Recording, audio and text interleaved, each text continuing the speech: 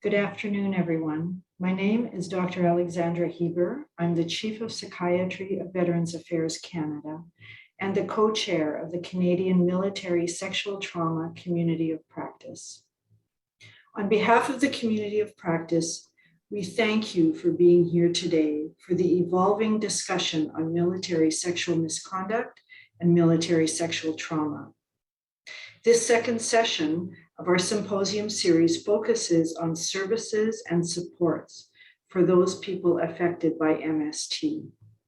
The third session will be taking place next Thursday, September 23rd, and we hope that you'll be able to join us then as well. I'd like to start by acknowledging the land from which I am speaking as the traditional unceded territory of the Algonquin Anishinaabe people. Please take a moment to pause and to reflect on the traditional territories from which you are working today and the Indigenous people who have been stewards of this land for thousands of years.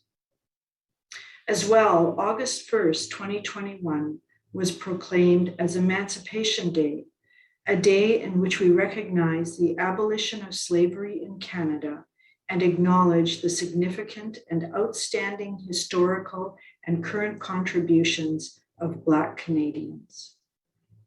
We're called upon to understand slavery as part of Canada's project of nation building and colonialism. From the tension that has been created, we can acknowledge how this experience has impacted the lives of Black people in Canada. Also, over the past several weeks, like the rest of the world, here in Canada, we're following events in Afghanistan with a heavy heart. As we think about the impact on the community of military members and veterans across the world, and on the 40,000 Canadians who were part of our 20 years of service and engagement, we would like to acknowledge the importance of standing together and supporting those impacted by these events.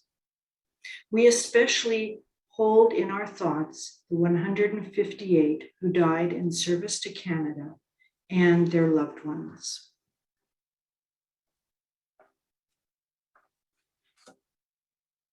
The overarching purpose of the symposium series is to first, bring together organizations and individuals working to improve the well-being of currently serving military members and veterans impacted by military sexual trauma. To increase understanding of military sexual trauma, and to share knowledge from research findings, emerging clinical best practices, policy priorities, and lived experience and expertise, as well as to influence practice and policy action to improve outcomes for those impacted by MST. This series is proudly co-hosted and organized by the Canadian Military Sexual Trauma Community of Practice, McMaster University's Department of Psychiatry and Behavioral Neurosciences, the Center of Excellence on PTSD. It's been made possible with funding from Minds and support from Heroes in Mind Advocacy and Research Consortium at the University of Alberta, Homewood Research Institute, It's Not Just 700, Service Women Salute, and Veterans Affairs Canada.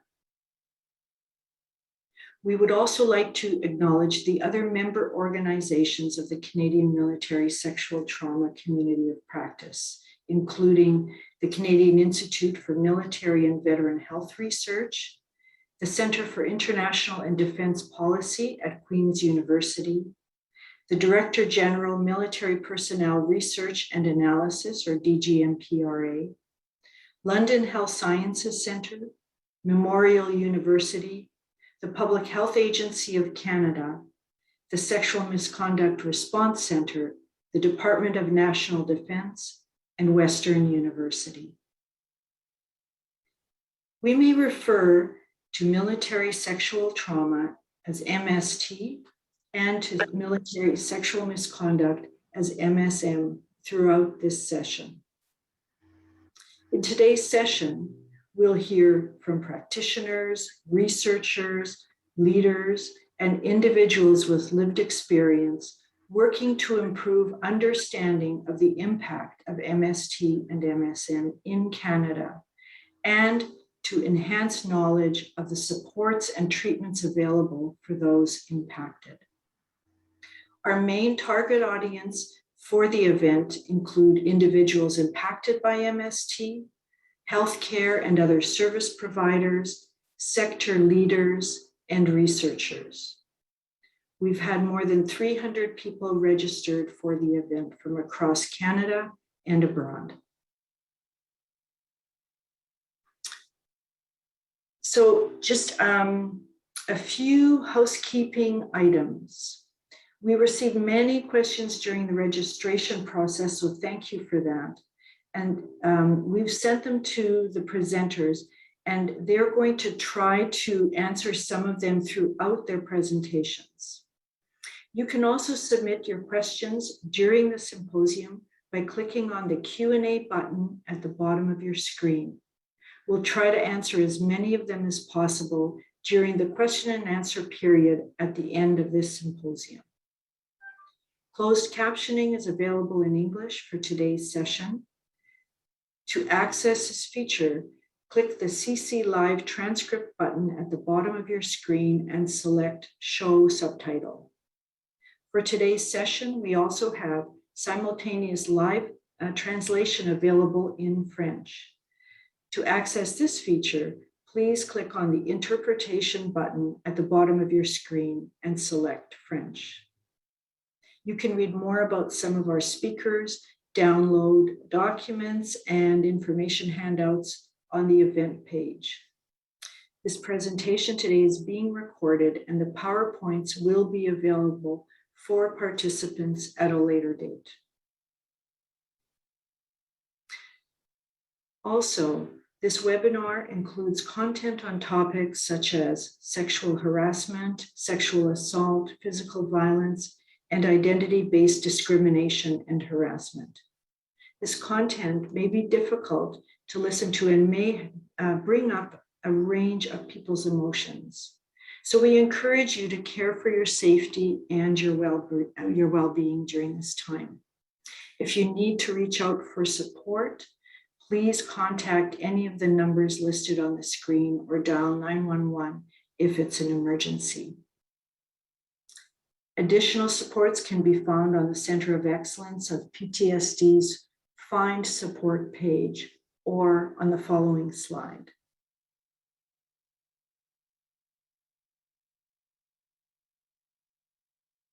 So, our first presenter, Lieutenant Commander Retired Rosemary Park, is lead organizer of Service Women's Salute, Hommage aux Femmes Militaires Canada, and project manager of the 2019 to 2023 Queen's University Service Women's Salute Portal Project. She will be speaking on services and supports for people affected by military sexual trauma today. And welcome, Rosemary. Thanks, Alex, and good afternoon, everyone.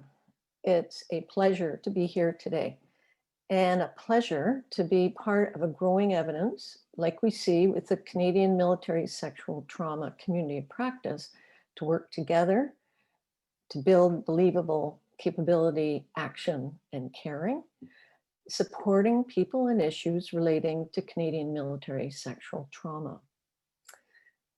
Today, and I'm just going, perhaps I'm going to have some, I'm trying to click to the next slide. Oh, thank you.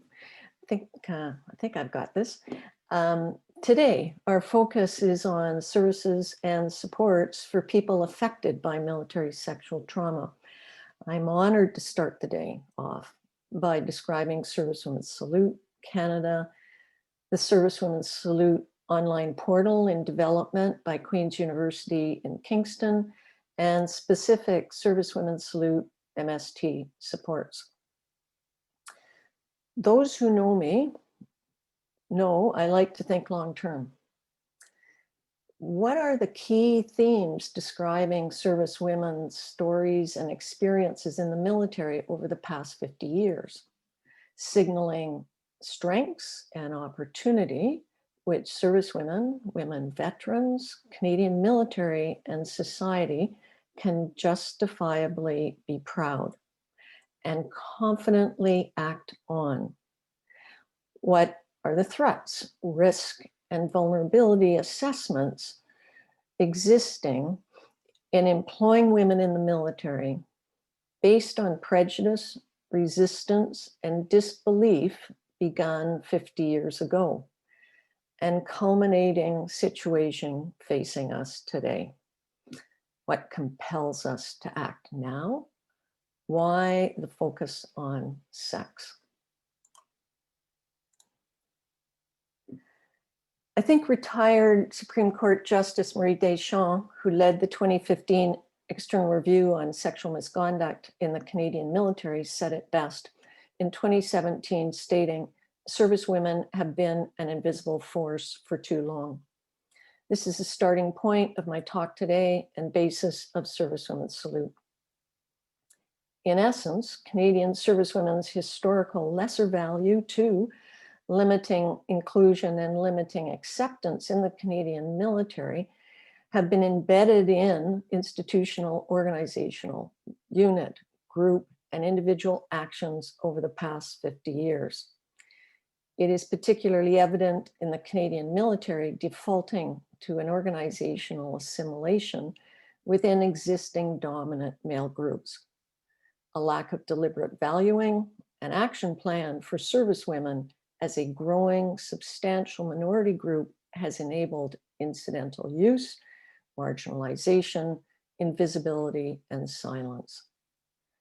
We can contrast these decisions taken to use, support servicewomen effectively with the formal organizational model of inclusion in place for Francophones as a valued minority group over the same 50 years.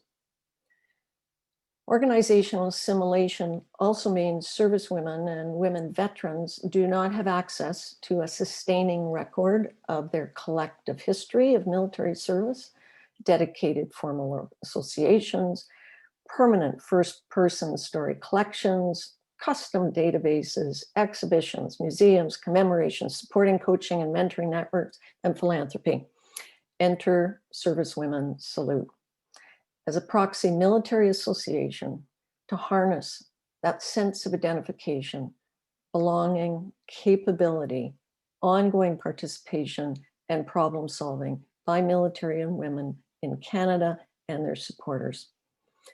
To build the social capital of a community able to know, honor, care, and strengthen the contribution of servicewomen to Canada.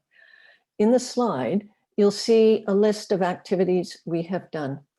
To date, we have 12 projects in place or completed with supporting university research institutes and national cultural institutions to identify and act on key gaps in research understanding, documenting servicewomen and women veterans' lived experience, creating, convening, and networking opportunities to leverage military women's large skills gained through their military service, creating meaningful, sustaining legacy opportunities for military women and their families, and to have some fun, celebrating our contribution to Canada.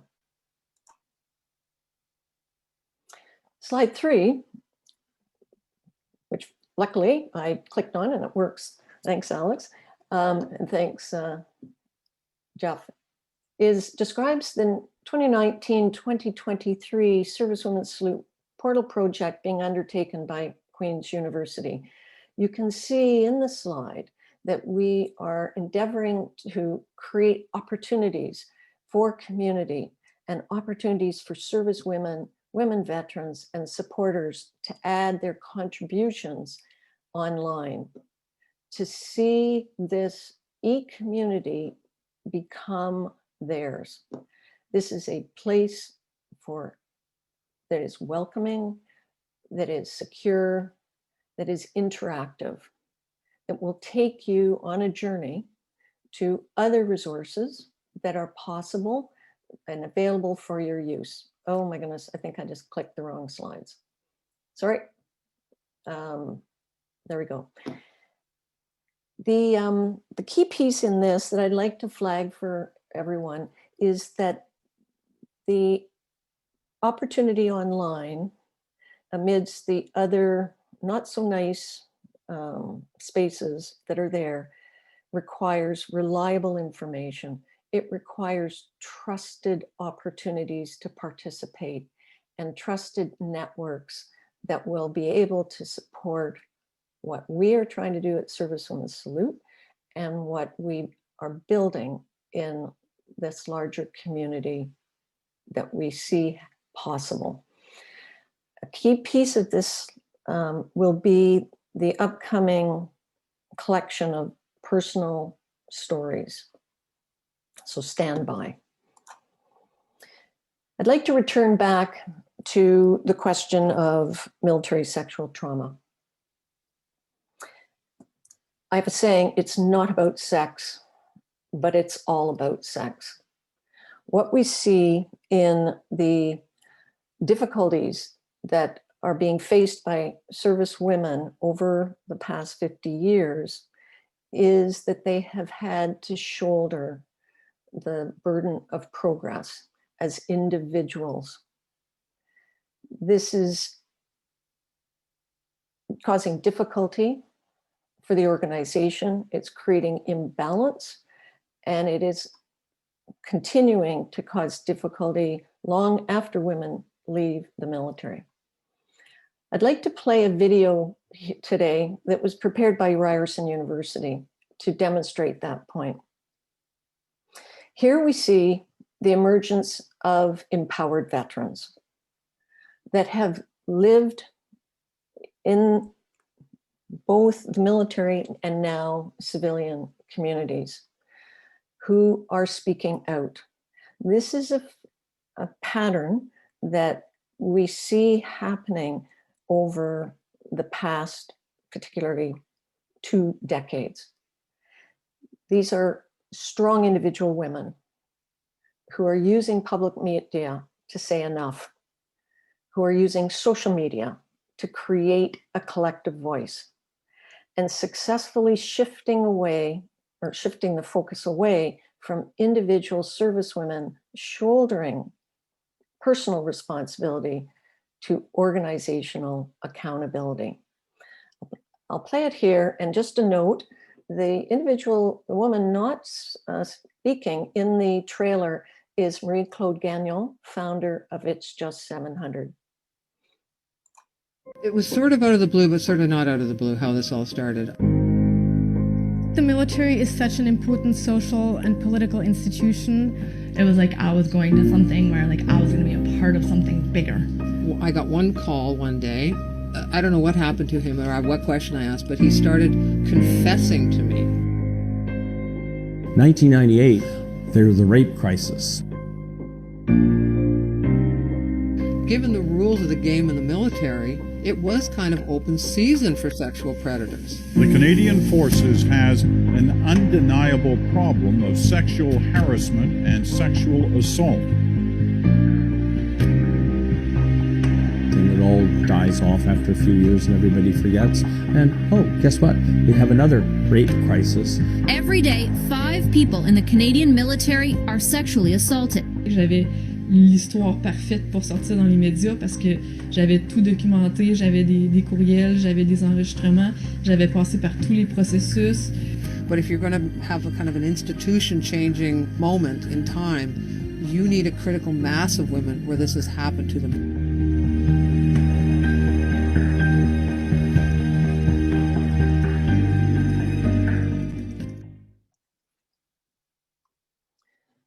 Thank you.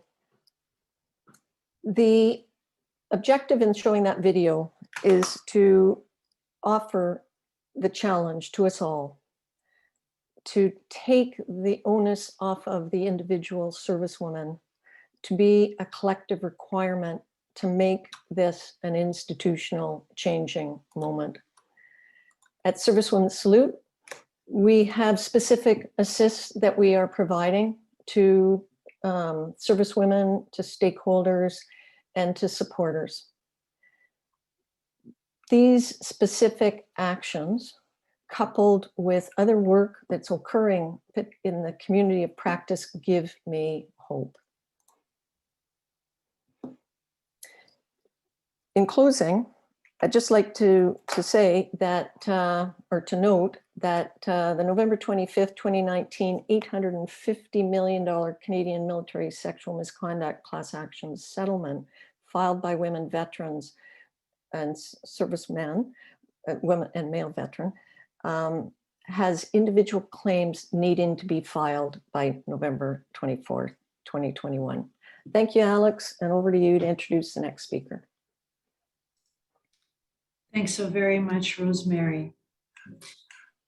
So next, I'd like to welcome our second speaker for today, Lieutenant Retired Michelle Douglas. Michelle is a veteran, a survivor of Canada's LGBT purge, and an activist in the movement to seek legal equality for the LGBTQ2+ community over the past 30 years. Michelle currently serves as the Executive Director of the LGBT Purge Fund and will be speaking on healing from Canada's LGBT purge. Over to you, Michelle. Thanks, Dr. Heber. Alex, I want to also acknowledge you for your personal interest, support, and deep caring for all of us who experienced the purge. Well, an honor for me to join you today from unceded Algonquin territory in the place we call Ottawa. I would like to take the next 10 minutes or so to both tell you a little bit about the LGBT purge, using some of my own case to kind of explain what it was about, and then talk about purge survivors, who they are, and how they're doing, and how we might help a bit further. So many of you may know what the purge was, but let me start with a few of the background elements of this. Between the 1950s and the 1990s, this is the period we call now the LGBT purge. As it happens, it is one of Canada's longest state-sponsored periods of targeted discrimination against an entire group of people.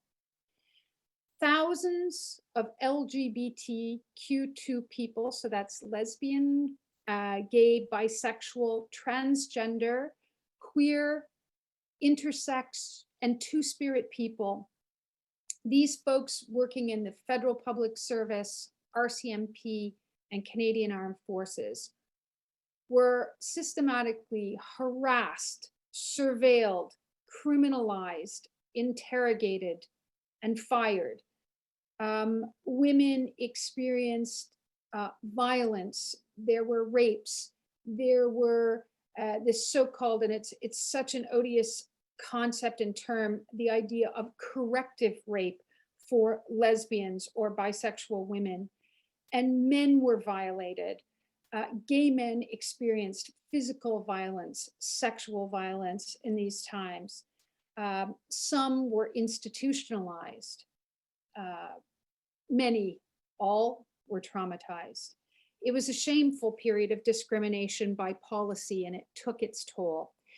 We think that 9,000 people, or maybe more, experienced this so-called purge. Certainly the purge at the time was damaging, but we also know now that there was lifelong damage to many of those who experienced it.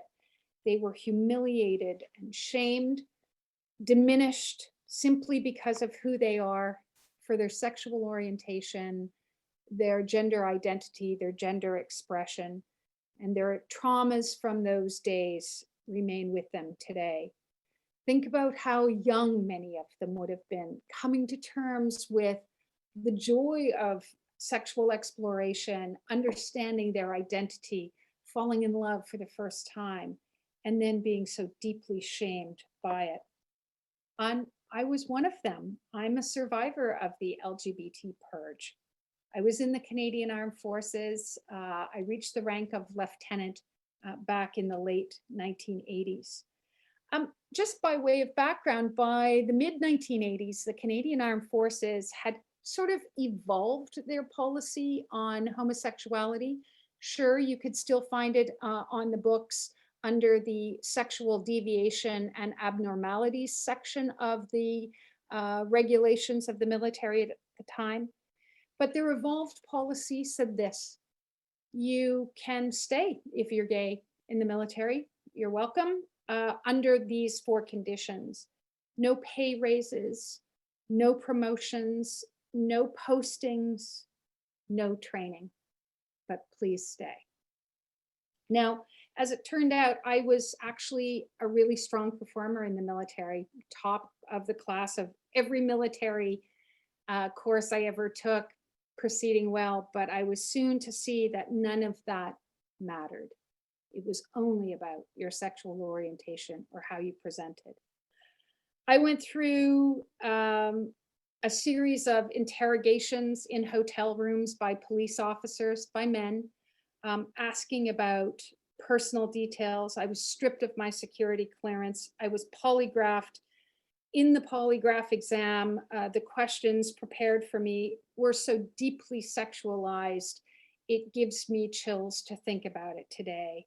I was called disloyal. I was called a threat to my country. And by the way, I'm just saying, I was so honored to serve in Canada's Canadian Armed Forces. I was fired as being not advantageously employable. And I thought I was alone, mostly.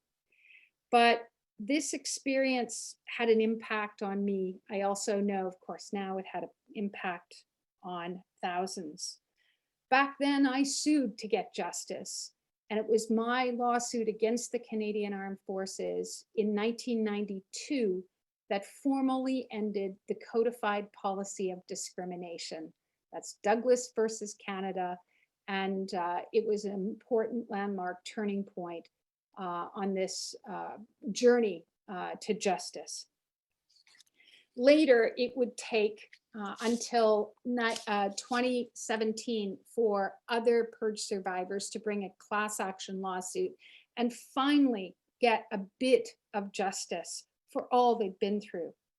So now I want to talk about the purge survivors. Who are they? How are they doing?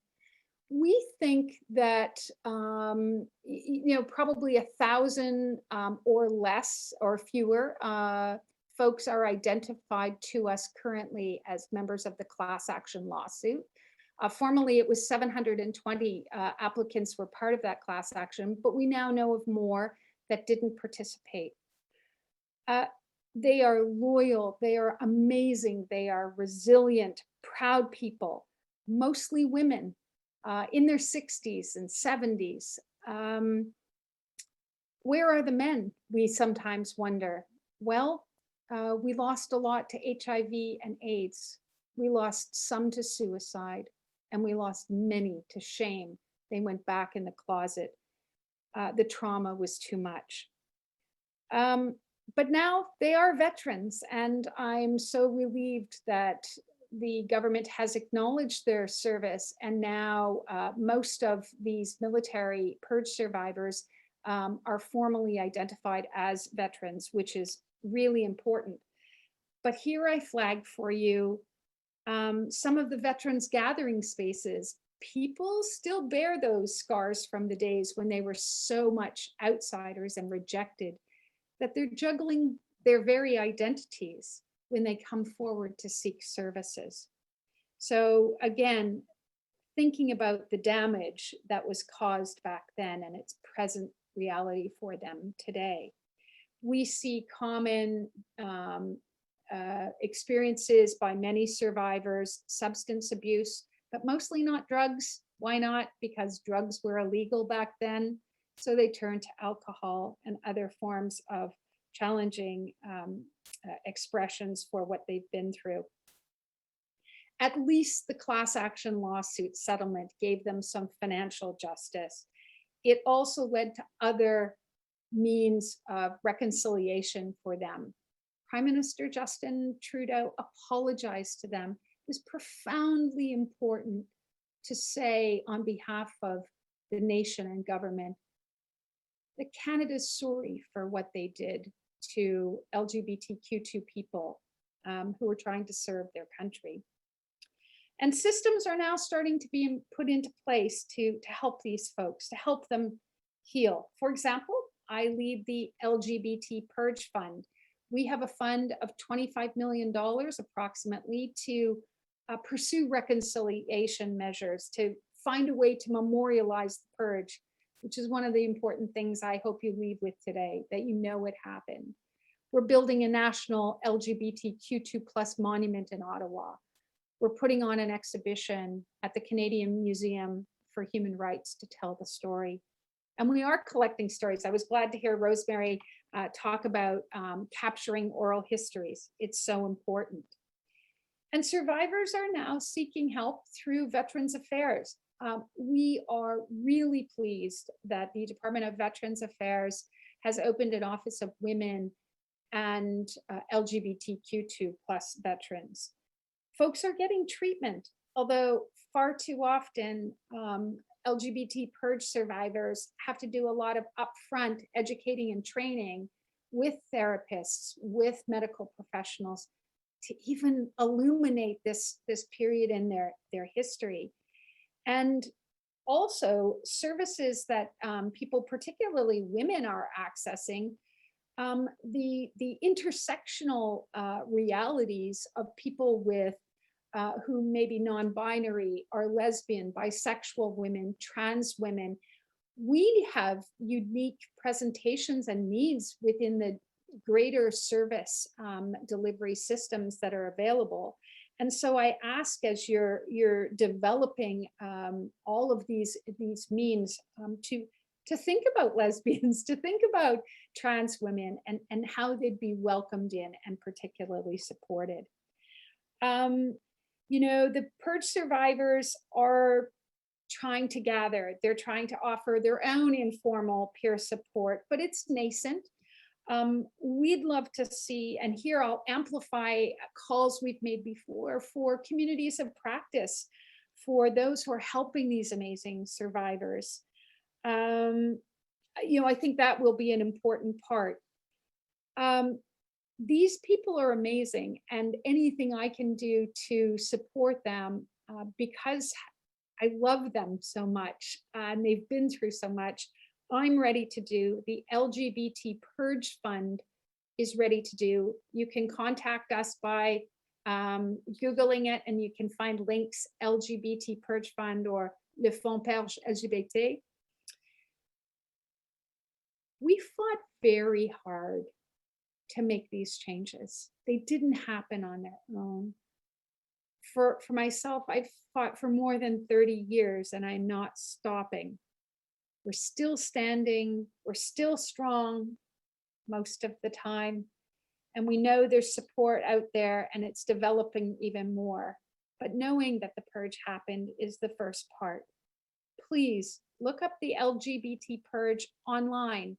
Watch the documentary, The Fruit Machine. It's free and available through tvo.org. Hear the stories of purge survivors. As I wrap up, I'll just ask you this. Please know more about it. It'll help you help us, and be there for those who experience the LGBT purge. A great pleasure to have the honor of speaking to you today. Thank you.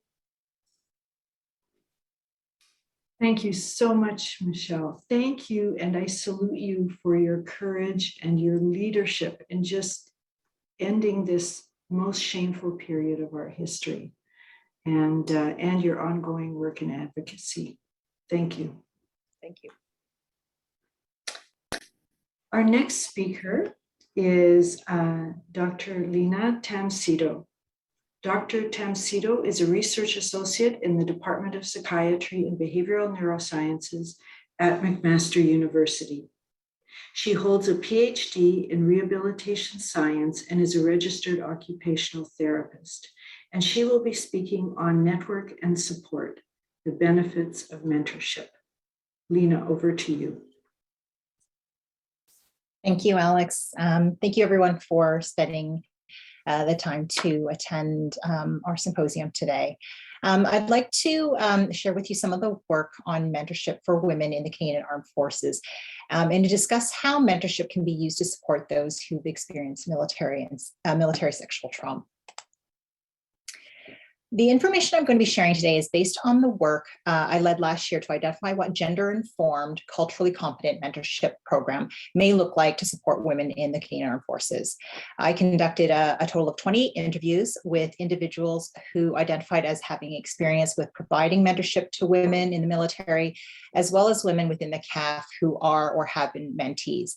So the purpose of the interviews was to explore the diverse mentoring experiences within the CAF for women and identify specific elements related to gender and culture that may need careful consideration when providing mentoring in the military. What I found were some interesting results related to how mentorship has been used as a tool by many women to share their personal experiences of MST or to communicate information regarding MST in the CAF. So that's what I'll be sharing with you here today. I always began my conversation with the question, how did you get interested in mentoring? It was during this specific question that I heard stories about how mentorship had been used by women to connect with one another in support of their experiences and survival of military sexual trauma. It's important to note that military sexual misconduct and military sexual trauma were never inquired specifically during the interviews. However, like other research studies that we've seen, these experiences often come out when discussing a career in the military with women. Participants reported getting into mentorship typically through one of two ways. The first one was that their job description as a leader, and they were a leader of a unit, and as a result, they led as well as provided mentorship to their team. The other reason was this idea of growing up with mentorship, and this was the overwhelming reason why people got into mentorship, and this served as the foundation for being a mentor. What I found is that people who have had positive experiences as mentees will want to pay it forward as they progress through their career. So it's really important to set the stage really early on in their careers. For example, I'm aware of the Athena Network, which is a mentorship program at the Royal Military College in Kingston. This is a program that offers officer cadets an opportunity to connect with current or former CAF members.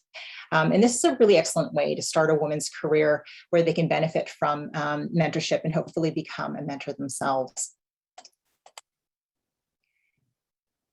So generally speaking, mentorship serves two purposes. The first one is psychosocial development, and the other one is career development. And so here are a couple of quotes from the study that really illustrates those psychosocial as well as career development functions that are met through mentorship. This participant under the psychosocial development describes how she's able to provide psychosocial support for women in the CAF. She indicates how the CAF has expanded its support services over the years to address the needs of members, including supporting families with children. And this individual has become a resource for instrumental information for her mentees.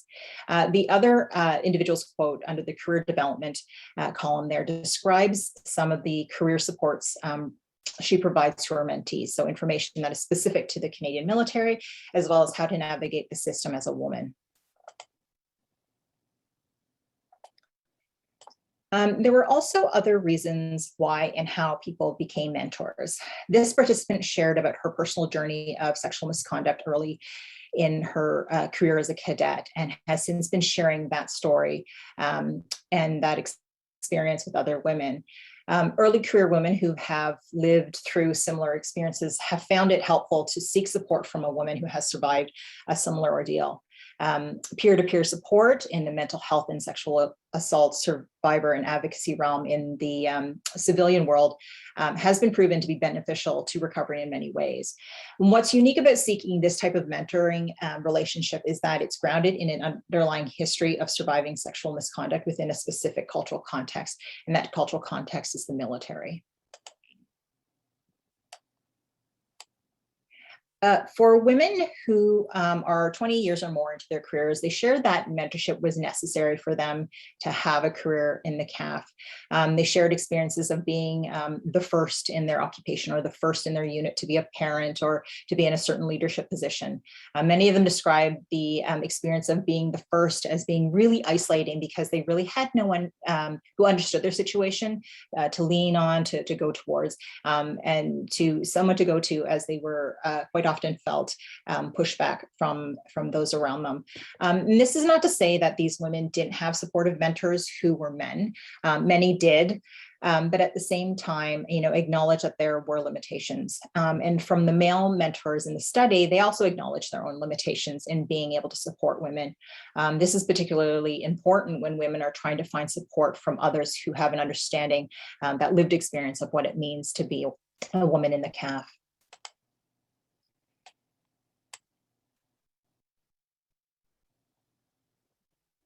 This is one of many quotes describing some of the participants' positive experiences with mentorship. So there are three things that really stands out in this particular quote that I want to draw your attention to, and is particularly important when we think about how mentorship is currently being used within the context of supporting those experiencing MST, and more importantly, how we can move forward using mentorship. The first thing that I want to showcase is that it highlights the importance of visibility. So for women to see other women within the organization who are well and successful, these are individuals that they can look up to, that they can aspire to be. And this is based a lot on this shared experience of being a woman in the military. The second thing is the importance of validation. So having other women who've had similar experiences, those experiences, whether they're good or bad, it creates an arena that validates your experience as a woman in the military. And thirdly, it creates a support structure or support network for women in the CAF who report feeling overlooked or pushed aside or dismissed or silenced. I found this particular conversation quite interesting. We were discussing different ways that this mentor is supporting her mentees, and she spent some time talking about what she's done to inform her mentees about the class action lawsuit. So very informative type of information that she's providing, practical, logistical types of information support.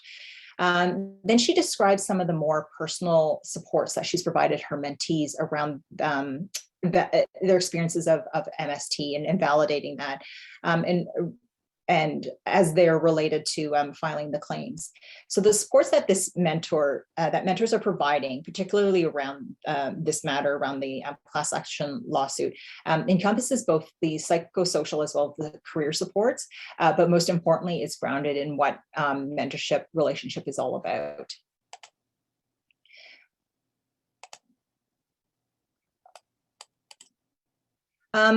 Going along my previous slide about creating a support structure is the benefit of amplifying the voices of women. So particularly the voices of women who are early in their careers and coming through.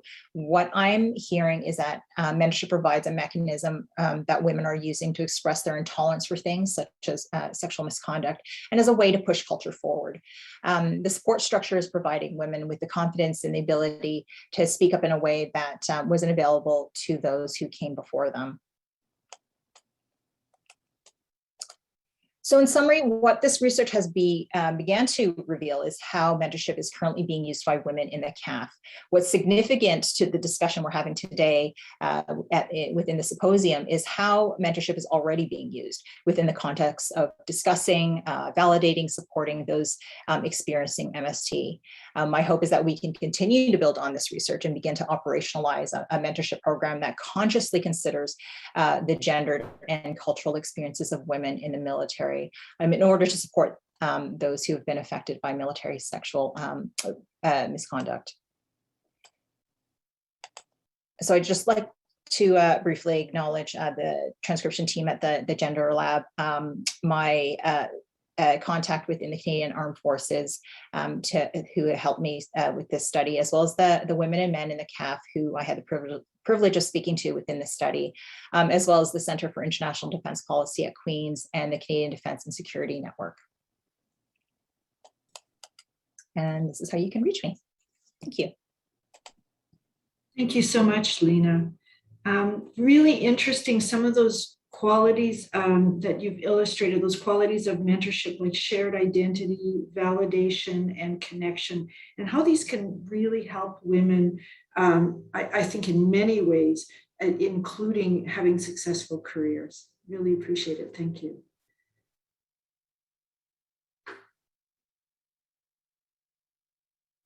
We'll now transition into our family support presentation with Annalise Chamoun, Dr. Heidi Cram, and Larissa Lamrock.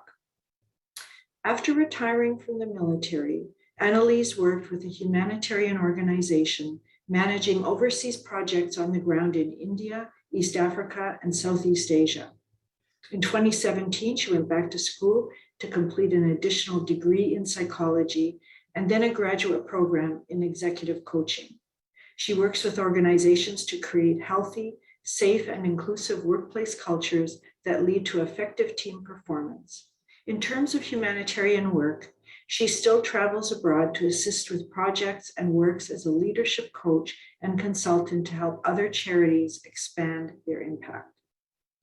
Dr. Heidi Cram is an associate professor in the School of Rehabilitation Therapy at Queen's University, where she researches mental health of the families of military veterans and public safety personnel. And Larissa Lamrock is a strategic advisor for families at the Center of Excellence on PTSD, with expertise in peer and military family support. She is a spouse of a veteran living with PTSD and the daughter and mother of military members. I'd like to welcome you all. Thanks so much, Alex, for that introduction. And thanks to everyone for the invitation opportunity to contribute to the discussion today. I wanted to open with a few comments about families and why we're talking about families today. You know, based on my clinical and research experience, I've come to understand that this idea of "and families" has many layers. So most often families are considered to be factors. So depending on the situation, they can create risk or offer protection to the military personnel or veteran. But families are often called on to act, to intervene, to provide data, to act as a form of surveillance on how people are doing, an extension of the healthcare system at times. Less often, there's attention to the impacts that families experience in relation to military service. Increasingly, there's awareness that these impacts are actually bidirectional and that families are both impacted by and impact the serving member or veteran. Recently, my interest in military and veteran families and trauma extended into a project we recently finished up, funded by True Patriot Love. And this explored the experiences of parents of the ill and injured. And there were several participants who shared incredible and quite distressing stories of how they supported their adult children through the aftermath of military sexual trauma. Trauma is a very personal experience, and policy programs and interventions historically have been set up to focus on trauma as an individual experience. And for many, trauma is kept to oneself as a means of protecting both yourself and your loved ones from its consequences. Yet despite people's best intentions, trauma cannot be easily contained within any individual, despite efforts to put up walls and keep trauma in, to keep others at bay. Without an understanding of how trauma can play out, others are left to interpret family members' behavior through a behavioral lens without the benefit of that trauma lens. But trauma finds its way into interpersonal relationships, affecting intimacy, communication, and trust. So today I'm joined by Annalise and Larissa to explore how families are affected by MST and what might be helpful in supporting a family member. So thank you both for joining me in this important discussion. Annalise, I'd like to start with you. Many who are registering the event will have some awareness of your story since it became more public this summer. I'd like to focus our conversation on how military sexual trauma can impact a family unit.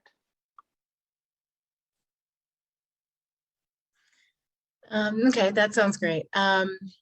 So actually, just since being asked to be part of this panel, I've done a lot of thinking. Before that, I never really thought about how my experience of MST affected my family, like particularly my husband. We don't have children. And so I'm kind of moving through this whole exploration as we speak. So one big realization that I had was after I went through military college. So that was my first 4 years in the military. I never thought of it as a trauma, but now looking back, it makes sense that that's why I ended up really struggling with depression after graduation. Like a couple years later, I was diagnosed and I really struggled for many years. And the impact of that, particularly on my husband, especially before I was able to get help, see a therapist and be on medication. But I was really angry and disappointed. And I know that my husband really took the brunt of that. I had no idea what was happening or why. And it's really only been in the past several months, I think, that I started putting that together. Thanks so much for sharing that. I think the communication style and strategies and how trauma kind of manifests in these patterns of behavior is really important. So Larissa, I know that, you know, in your work within the Center of Excellence, you're representing the family reference group. And while your family doesn't have personal connection to military sexual trauma, you do have some insight into kind of how trauma can affect family systems and a kind of a broader sense of how military sexual trauma might be affecting families attached to the Center of Excellence. Just wondering if you have any thoughts. Yeah, many of the families that the center hears from talk about how kind of insidious the trauma permeates the relationship. So as Annalise said, she wasn't even really aware of what was happening and trying to process how the trauma was impacting her and the traumatic events in itself. So the families are that much more removed, and they know and can feel that something is different in the relationship, but don't understand what it is. And I think many family members tend to look inwards and think it must be something they're doing, it must be their behavior. How can they improve without understanding what's really happening within the dynamic of the relationship? And you know, Annalise has mentioned that she hasn't had children, but I think that many children of MST survivors are impacted. Hearing the stories of MST survivors, there's a real current of anger and trust issues, and you know, potentially as a way of protecting themselves, trying to create that barrier around them so not to impact everyone else when essentially it does, even with the best of intentions of wanting to protect their family members. So I think you know, it can, what we hear from the family members involved at the Center of Excellence is that it impacts everyone. Thank you, Larissa. So Annalise, you had mentioned something in an earlier conversation that we had about kind of changing your perspective on kind of what's wrong with you, that idea. Can you speak a little bit to that idea? Because I think it's really helpful for people. Yeah, for sure. I came out of the military college just absolutely devastated in who I was. I thought there was something wrong with me. And then when I was really struggling and then finally diagnosed with depression, I thought like that was just reinforcement. There was something wrong with me. I had, you know, maybe this was in my genes or something. I didn't know that I was suffering from trauma. And so I didn't know that it wasn't that something was wrong with me. It was that something had happened to me. And so that's been a really big shift for me, not seeing myself as somebody, you know, fundamentally flawed or not good enough, but that I've been through circumstances and that takes a toll. Kind of shifting from what's wrong with you to what's happened to you. And Absolutely. kind of shifting that way to interpret what we see when we can only see kind of the behavioral component. We can't read what's happening for other people's feelings and thoughts. We only see the interpersonal kind of activity. Yeah. So when you think about some of these challenges of how to talk about trauma, how to share it, when to share it, with whom to share it, what kinds of things have been helpful or could be helpful for military sexual trauma family members? Well, I think that's a big one, is to start with what happened to you. and what are you responding to, or in what ways are you not feeling safe or okay in the world that's causing you to respond this way. Just that sense of empathy, acceptance, normalization. Like, of course, if you've been through something difficult, you would be struggling in this way. And it's been really helpful for me to find other people who've been through maybe similar types of trauma, but just trauma in general. And when my husband came home from Afghanistan, maybe 5 years into our marriage, 4 years into our marriage, and he suffered from PTSD, and then we almost had something in common there, and we could relate to one another in one sense. Being able to understand how to talk about it when it's someone else's trauma is an additional layer of challenge. I had a research participant in an earlier study say something that really stuck with me when she was telling us about the impact of her husband's PTSD. And she said, because he had kind of forbidden her to speak about it because he didn't want other people to know. So she felt really socially isolated and couldn't share that. And she had said, it's his trauma, it's his story, but it's my story too, but I'm not allowed to share it. And so, you know, when you think about the additional barriers that some of that stigma, you know, perception of shame introduces into communicating about military sexual trauma, you know, any thoughts on how we might change the conversation? I think we have a tendency with all types of diseases to really personalize them and say, like, my anxiety, my trauma, my cancer. And that, I mean, it kind of reinforces that there's something wrong with me.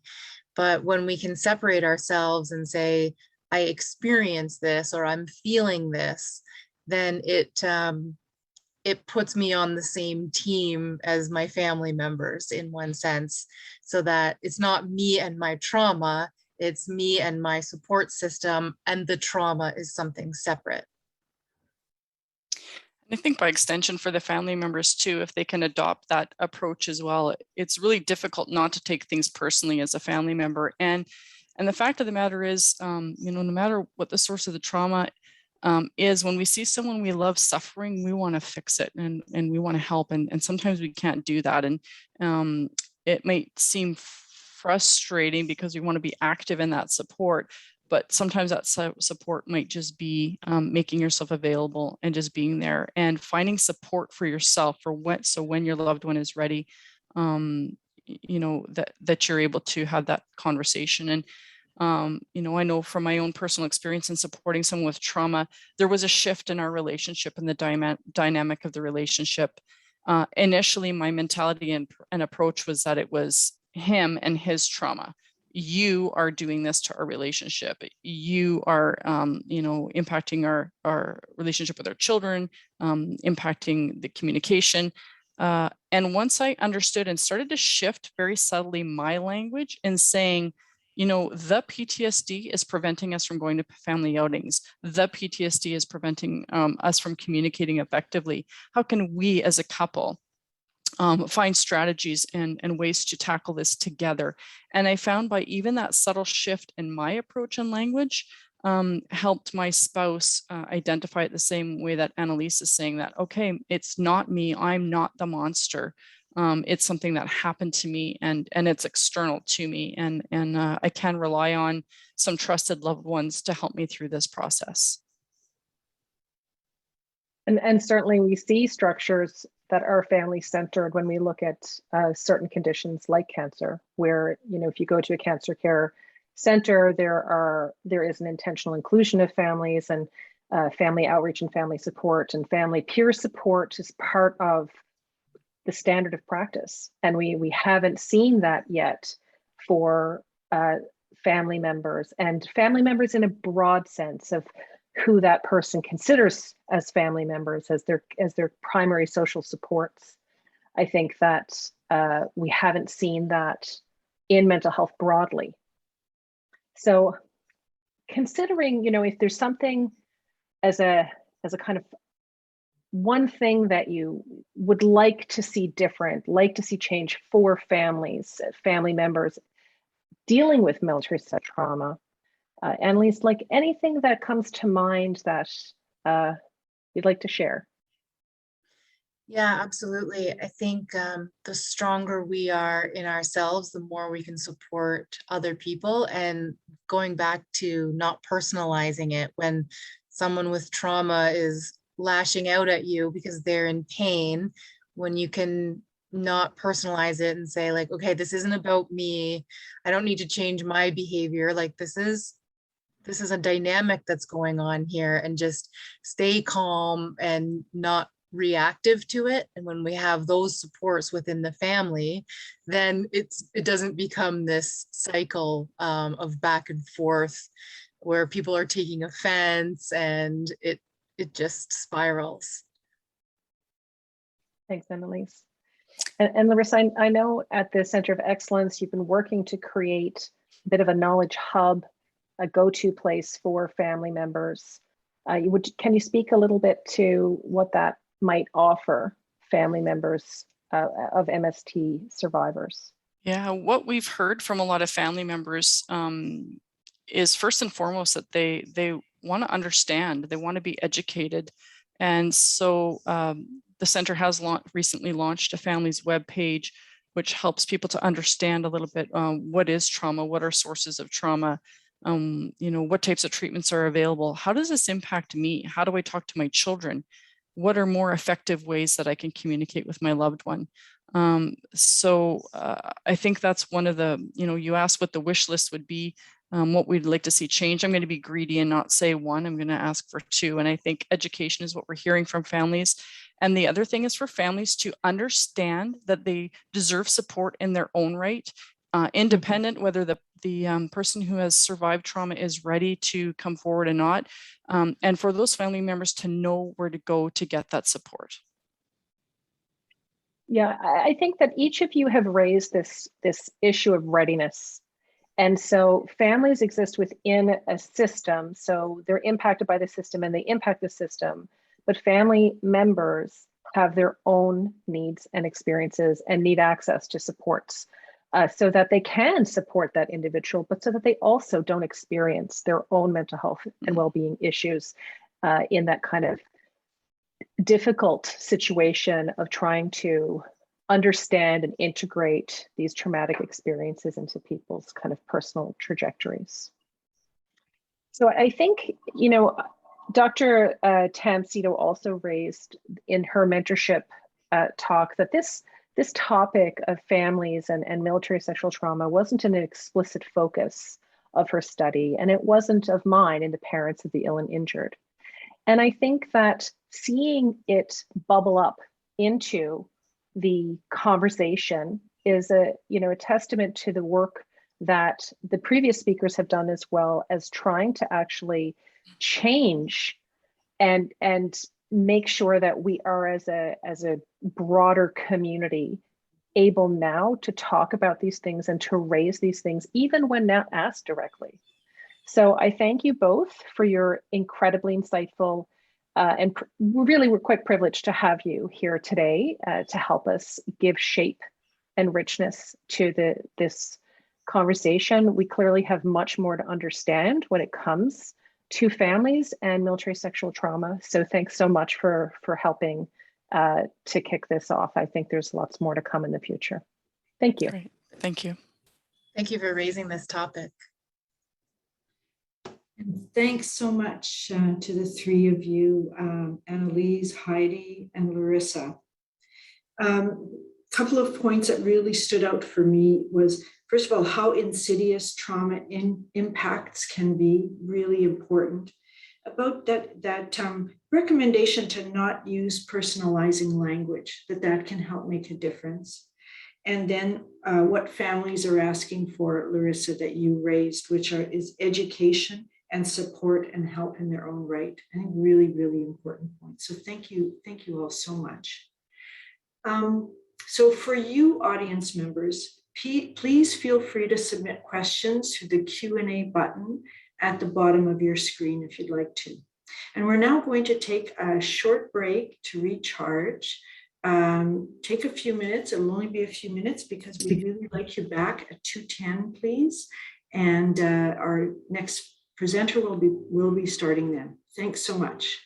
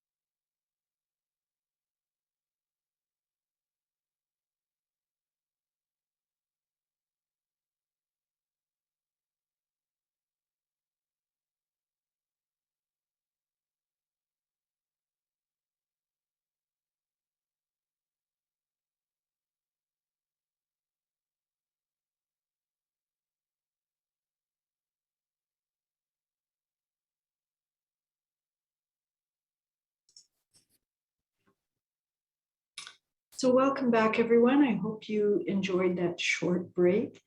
And now I'd like to go on to introduce our next speaker, Dr. Denise Preston. Dr. Preston is the Executive Director of the Sexual Misconduct Response Center for the Department of National Defense. She will be speaking on restorative engagement, transformation in action. So please take it away, Denise. Thank you, Alex. Good afternoon, everyone. I'm very pleased to be here to be speaking about the restorative engagement program that we are currently developing at the Sexual Misconduct Response Center. And I'm okay. I'm not click on the slide first. Okay. With your mouse. There we go. Great.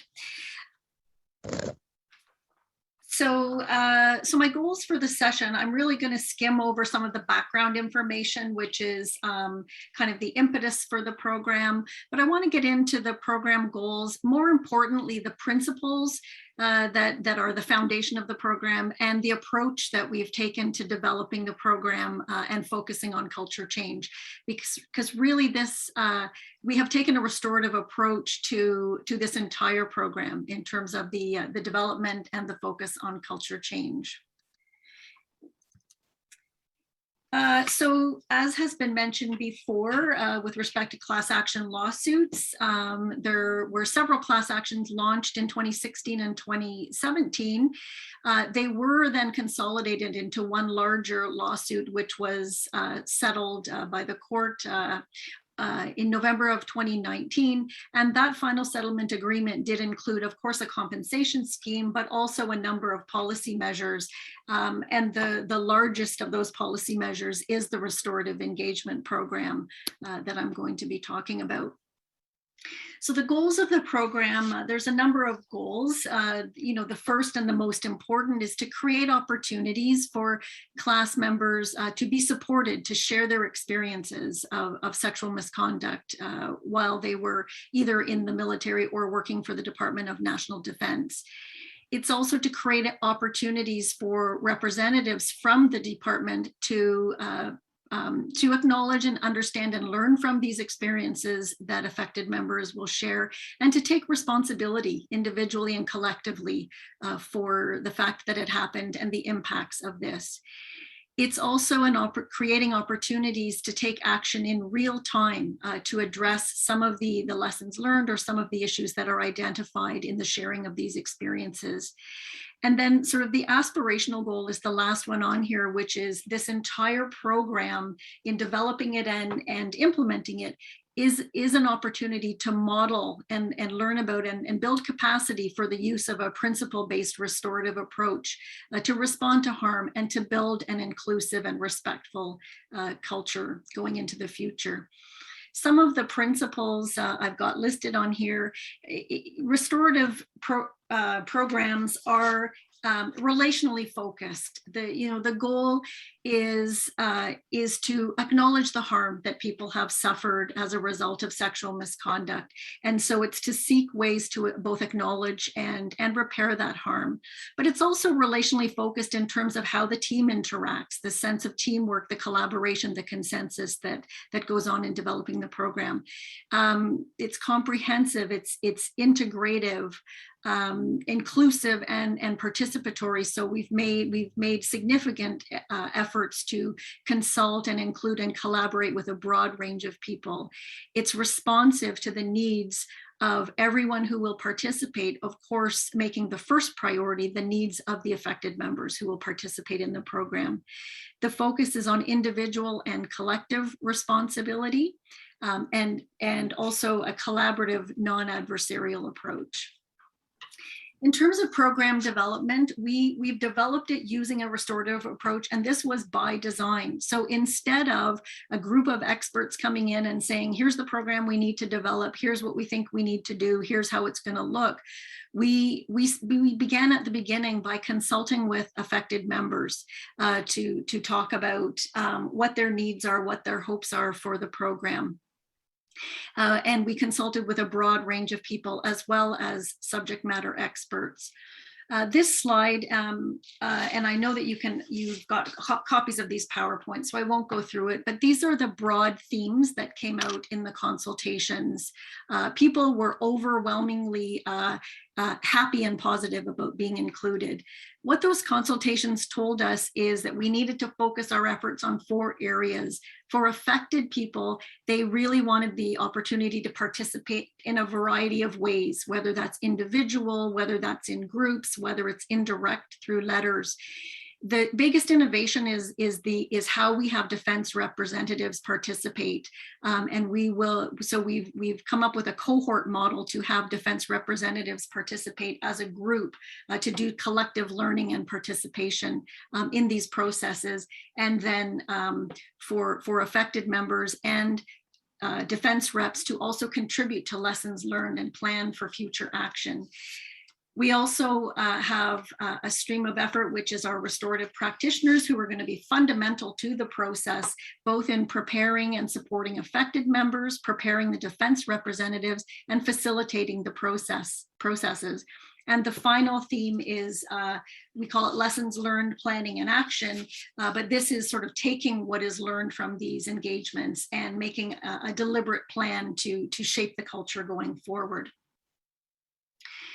In terms of a restorative approach to culture change, this is part of what I was getting at. It's partly the program being developed in a restorative way and really including all parties in the development and delivery of the program, but it's also including all parties in the planning for future actions to change the culture, whether that's revising policy, whether it's developing training programs, it could be a whole host of things, but everyone who's part of this program will be participating in the future planning of the culture change.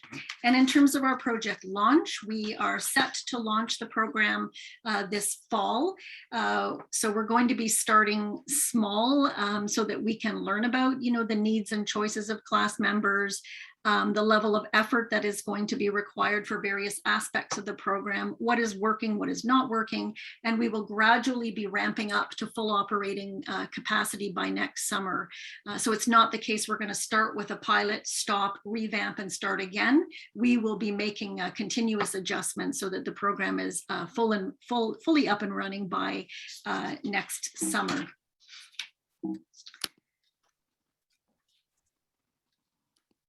And for further information, I've given you a phone call and a website as well. So thank you. That was a very quick explanation of the restorative engagement program.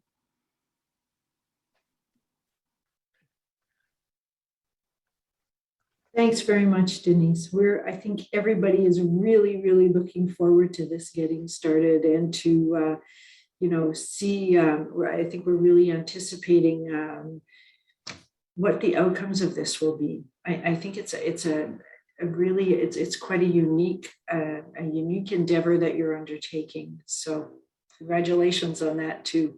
Thank you. So our next speaker is Dr. Margaret McKinnon. And she will be speaking about coping with MST during the COVID-19 pandemic.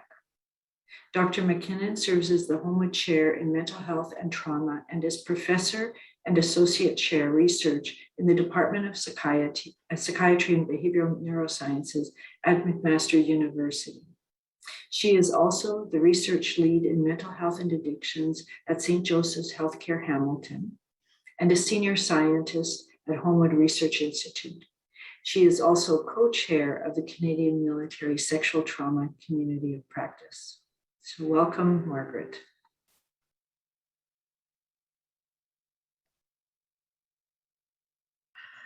Let's see, I was on mute. So I wanted to say thank you, Alex, so much for that kind introduction, and really what an honor it is to be here today with individuals who have experienced military sexual trauma, but also remembering as well the impact of the LGBTQ purge in the Canadian military. And much of what I'm going to talk about here today will apply to many survivors or individuals who have experienced trauma. And I want to talk a little bit today about the impact that the pandemic may have along with some coping strategies for this. So I want to begin by acknowledging that McMaster University sits on the traditional territories of the Mississauga and Haudenosaunee nations within the lands protected by the Dish with One Spoon Wampum Agreement.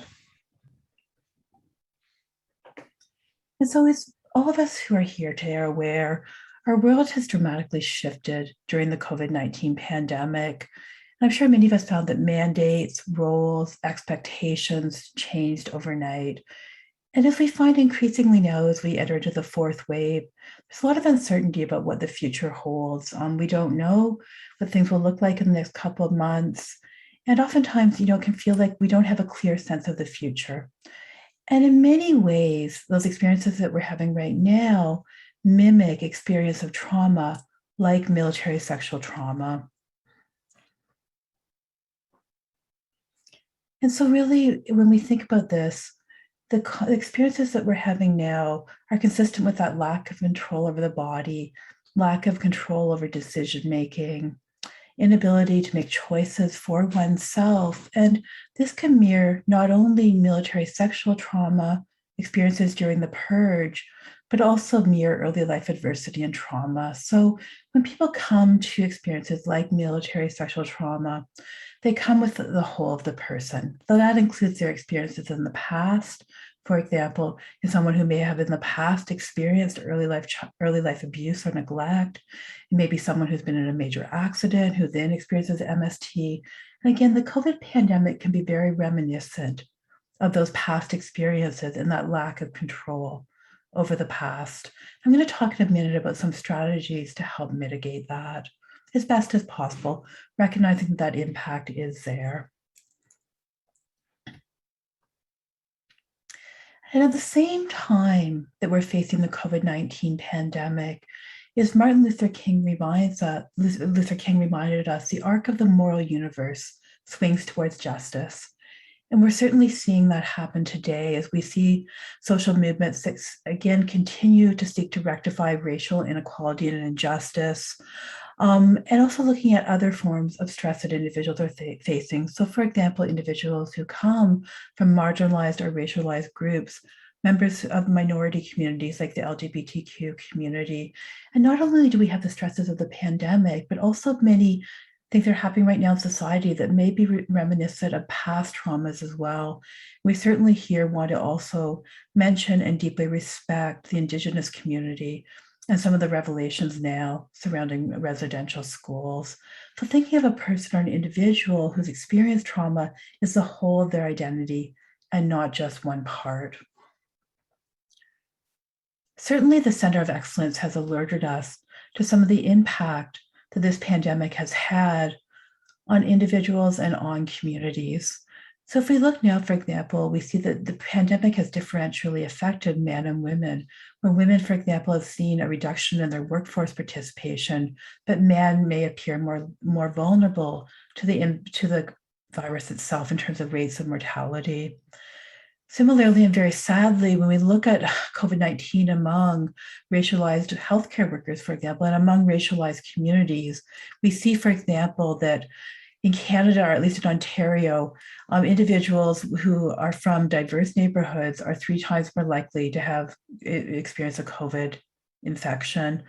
There's many other points here which I won't raise, except for to say that certainly what we see, and you can see from this chart here, that the impact is disproportionate in many communities. And I think if we think about individuals who have experienced MST, who experienced the purge, let's think about the whole of their identity and the impact that they're facing right now. As I say all this, I want to really be clear as a clinical psychologist that not everyone will have the same response to this pandemic. So what we hear from many individuals who have experienced trauma right now is that in some ways, this is everything I've ever expected. Others now know what I live through every day, and I am fine. So remembering here that we are individuals and we have individual responses to the situations that surround us. And I think some people are saying, no, others may appreciate or understand what I've lived through every day as a result of my experiences. Certainly, however, when we consider some aspects of the pandemic and the potential impact on survivors of trauma, we can talk, for example, with loss. And so here we see a loss in the ability to have social connections when we're asked to lock down and spend time apart. We know that routines often have been disrupted, and oftentimes those routines help to make people feel safe, to have a predictable environment. We know that's really important for individuals who have experienced trauma. Often as well, that therapeutic relationship with the therapist can be one of the most important relationships that individuals have as they're working through their trauma and through military sexual trauma. And I want to just acknowledge here the disruption that this pandemic has caused and how we really need to focus as much as possible on maintaining that relationship, both within a therapeutic context, but also within the social environment, where we know that social support is the single greatest predictor of who goes on to develop PTSD, for example, after a traumatic experience. So really encouraging people, again, to reach out to your social connections. And I know from treating PTSD and also being a survivor of PTSD, it's often very difficult to reach out. That's one of sometimes the most difficult things in the context of PTSD, but taking that moment to make that phone call or to reach out can be very helpful and very supportive. Again, though, coming back to the point around re-traumatization, and so being aware that this pandemic can, again, feel like a lack of control over your body and a lack of control over space. And what I would encourage individuals to do is to try to, again, put as much structure in place during the day as you can. So, for example, waking up at a regular time, setting aside a time of the day for work, setting a time of the day for leisure activities, as much as possible, maintaining structure even within what's happening around you. And that can contribute to a sense of safety and security. Also thinking about other activities that we do have control over. So for example, our breath is always with us. So can we focus on our breath? It's something that we have control over in terms of using breathing exercises that you may have been taught through your therapist or others that you may be able to pick up through other resources like the Wellness Together portal, which provides some supports around that for all Canadians. I want to also think about the 90-10 rule in trauma, where oftentimes what we're experiencing in the moment, 10% of that may be what's happening in that moment, and 90% may stem from the past and how it's informing our interpretation of current events. Sometimes peeling back that onion and being conscious of what is it in this situation that I'm reminded of? What is this situation bringing to mind for me from the past? And sometimes that conscious awareness can also be helpful. As I said before as well, physical distancing and that sense of being apart from one another physically, that can also be very difficult for survivors of trauma.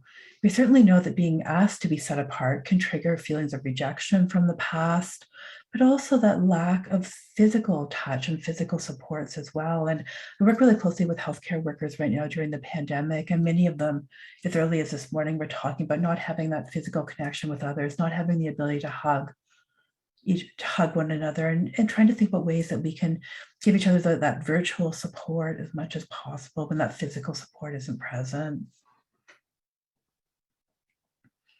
I want to talk also a little bit about virtual therapy and acknowledge how difficult that may be for some survivors or some individuals who've experienced trauma. You know, for some people, the virtual environment has been good in the sense that they feel that they're in a safe environment when they're receiving care. They're surrounded by safe objects and perhaps safe individuals or pets, and that can be very helpful. But for some individuals who have a long-term history, for example, of childhood abuse or neglect, it can be very difficult to see oneself on the screen, and this can bring feelings of shame or guilt. And what we often suggest is that if you're not feeling comfortable with that virtual environment, you may want to suggest to your therapist or to your friend who you were speaking to, whatever it may be, that perhaps you might be more comfortable on the phone, or maybe that'd be a more comfortable environment for you as an individual or for a client who you may be seeing. Another idea too is to look away from the self and to focus on the provider who's providing that care. And that can also be helpful as well in mitigating some of those feelings that may arise looking directly at oneself on the screen. It's also a lot more difficult to read emotions within the virtual environment. So really just being aware of that in interactions, that it's a lot more difficult to read one another in these situations. And so we could try to use more words to express how we're feeling.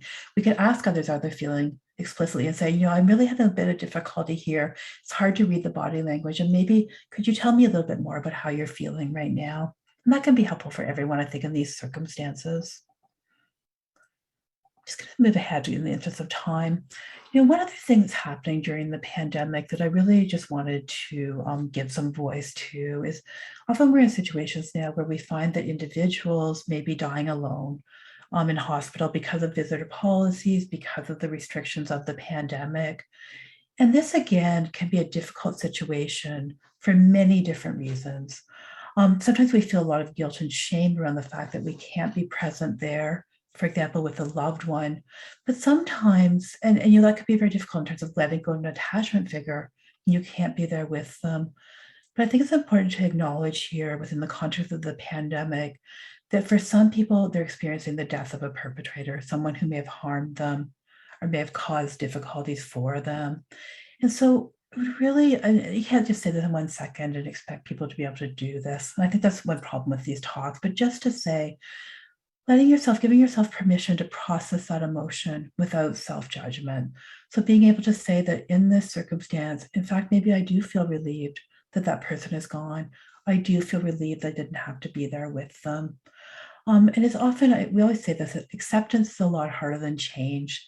So accepting the fact that maybe that was a difficult person in life, accepting that you can't go back and change the past, and feeling comfortable saying, I don't want to go back to that place that I experienced in the past. Much like some people may say, I don't want to go back to military service. I wouldn't want to put myself in that situation, even though I want to continue to serve my country in other ways. But also knowing that for many people who experience military sexual trauma and the purge, they wanted nothing more than to serve their country and not having and grieving the loss of that as well. So I'm going to conclude here just by saying, when you think about when you may feel triggered in this situation, thinking about what are your warning signs? So recognizing for yourself in the past, what have been the signs where you feel you're having some difficulty? You may need some additional supports or may need to take some time out. I know for myself, it's becoming irritable. When I become irritable, I know I need to take a break or I need to reach out for support. And also thinking about what's worked for you in the past. So oftentimes thinking about, for example, what's reaching out to a friend or someone you care about, maybe having a bath, going for a walk, having a cup of tea. Obviously, when this reaches the threshold where it's interfering with your life, interfering with work and your relationships, you want to, of course, seek professional help. But before you reach that point, even thinking about things that may have helped you before, like exercise, which we've had to give up with the gyms in some cases, but finding other ways to exercise or other ways to reach out to friends and other forms of support. So I'm going to stop here because I recognize my time is now up, but just really thank Alex for the opportunity to be here and the organizers. Really appreciate being here today, and thank you for the opportunity to speak. And then saluting everyone who's here for their service. Thank you so much, Margaret. It's an interesting comparison, of course, to then think of the whole overlay of COVID on top of, trauma, and particularly military sexual trauma, and how does that complicate it? And I like the reminders that you gave about people looking for their routines that they may have had to give up in the last year to year and a half, and how important those things can be. So I really appreciate that. Thank you so much. Thank you. So now I'd like to welcome Lieutenant Colonel Dr. Andrea Tuca and Major Kara Greenhorn. They will be talking about services and programs in the Canadian Armed Forces supporting victims of military sexual misconduct and military sexual trauma. Lieutenant Colonel Dr. Tuca enrolled in the Canadian Armed Forces in 2000. She is Chief Psychiatrist of the Canadian Armed Forces and clinical leader of the CF medical units in British Columbia. She deployed to Kabul in 2004, 2005, and to Kandahar in 2010. And Major Kara Greenhorn is a social worker who has served in the Canadian Armed Forces for 16 years. Major Greenhorn holds a Master of Social Work degree from Carleton University. She is the Senior Officer for Social Work Development within the Directorate of Mental Health of the Canadian Forces Health Services Group. She deployed to Afghanistan in 2010 and on Opry Assurance in 2020. So welcome to both of you. Thank you, Dr. Heber. Thank you very much, Dr. Heber. So first off, I would like to start off by thanking the organizers for having myself and Lieutenant Colonel Tuka here today to present to you on the resources that we have within health services for the Canadian Armed Forces serving members.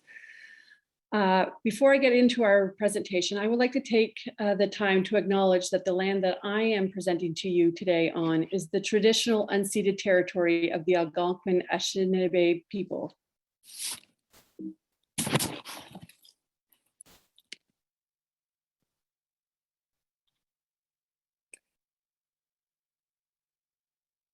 So an overview of what we'll be going over today. So we're going to be talking to you about what are the available services and programs supporting the victims of military sexual trauma in the Canadian Armed Forces. We are going to talk to you about when is it time to seek help and what resources are available to use when you're doing so. We're also going to talk to you about the importance of confidentiality when seeking services from the Canadian Forces Health Services.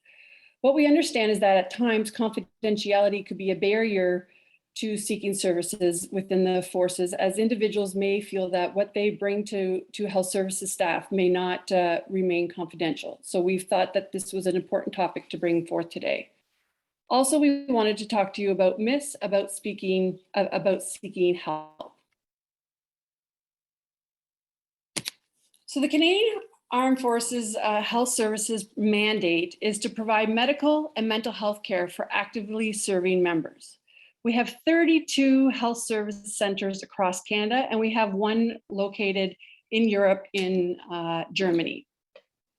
We also provide services to our spouses of the military and their family through couples counseling, also through pre-deployment screenings, outcan screenings, or social work reports.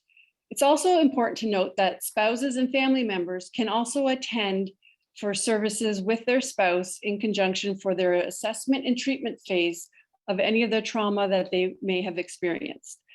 This provides the clinicians with additional information and an opportunity to provide to the spouses and family members education and awareness of how military sexual trauma may be impacting the serving member. So what supports do we actually offer to CAF members who have experienced military sexual trauma? Within health services, we have departments called mental health services. The great thing about our mental health services within the CAF is that they are multidisciplinary teams that include psychiatrists, psychologists, social workers, mental health nurses, addiction counselors, and mental health chaplains. And together, we all work on a team to provide the best care that we can to the CAF members that are coming in to see us. Within mental health services, we have our primary level of services and our secondary level of services. Within our primary level of services, we have a program that is known as psychosocial services. Our psychosocial services are walk-in, self-referred. You do not require a referral from a physician, primary care physician, although you could have one from your physician, but you are able to walk in it and receive same-day treatment assessment, as well as refer yourself and have an open appointment down the road.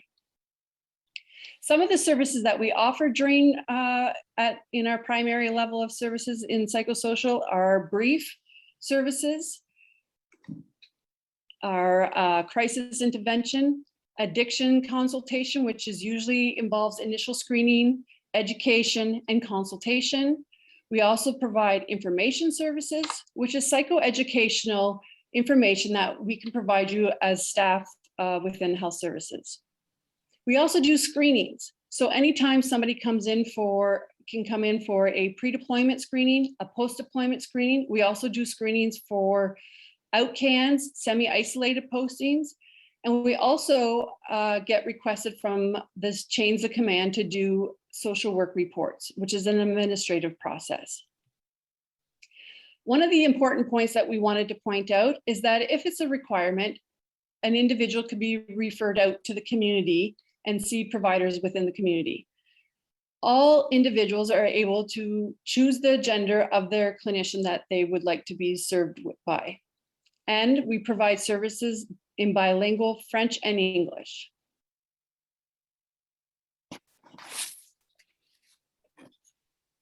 Our secondary level of services that we offer are called mental health services. So within this program, we have actually two programs. We have the general mental health program, and we have our OTSSC program. However, Halifax is our one base that has a third program known as the addictions program. All bases provide addiction services. However, Halifax is the only base that has its own individual program for addiction services.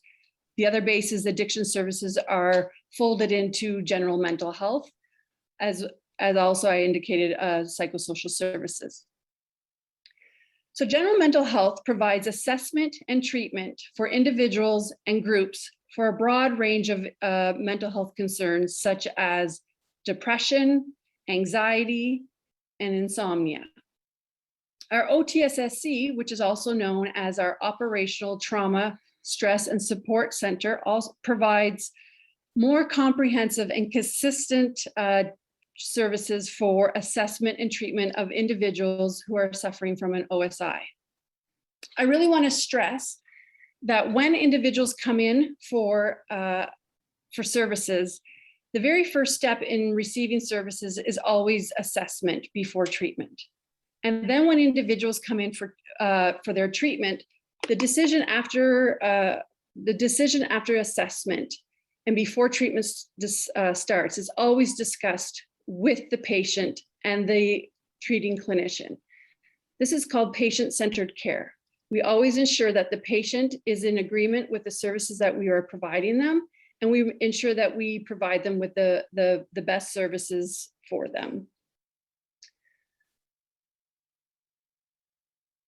As I mentioned before, we have what's called social work reports. So sometimes when dealing with military sexual trauma, we may be required get a request from the CO of a unit to provide a social work report outlining whether or not it would be in the individual's best interest to be moved from the current location to perhaps another location where they have family support, and also that would help assist them in their recovery from military sexual trauma.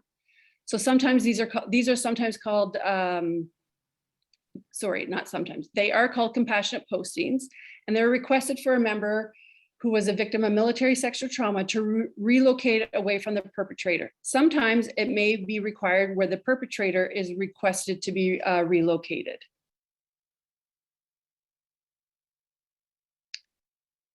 So I'm not sure if many of you are aware, but there are many dual service couples within the military. I myself am a dual service couple. So at times when we are dealing with persons impacted by military sexual trauma, they would be married to another military person. So then what happens to a dual service couple when military sexual trauma occurred within this family unit? So it's important to note that individual services would be provided by different therapists with appropriate risk assessments, safety planning, and mandatory reporting if required. Situations are dependent. Services may be provided, as I mentioned earlier, by therapists external to the mental health department.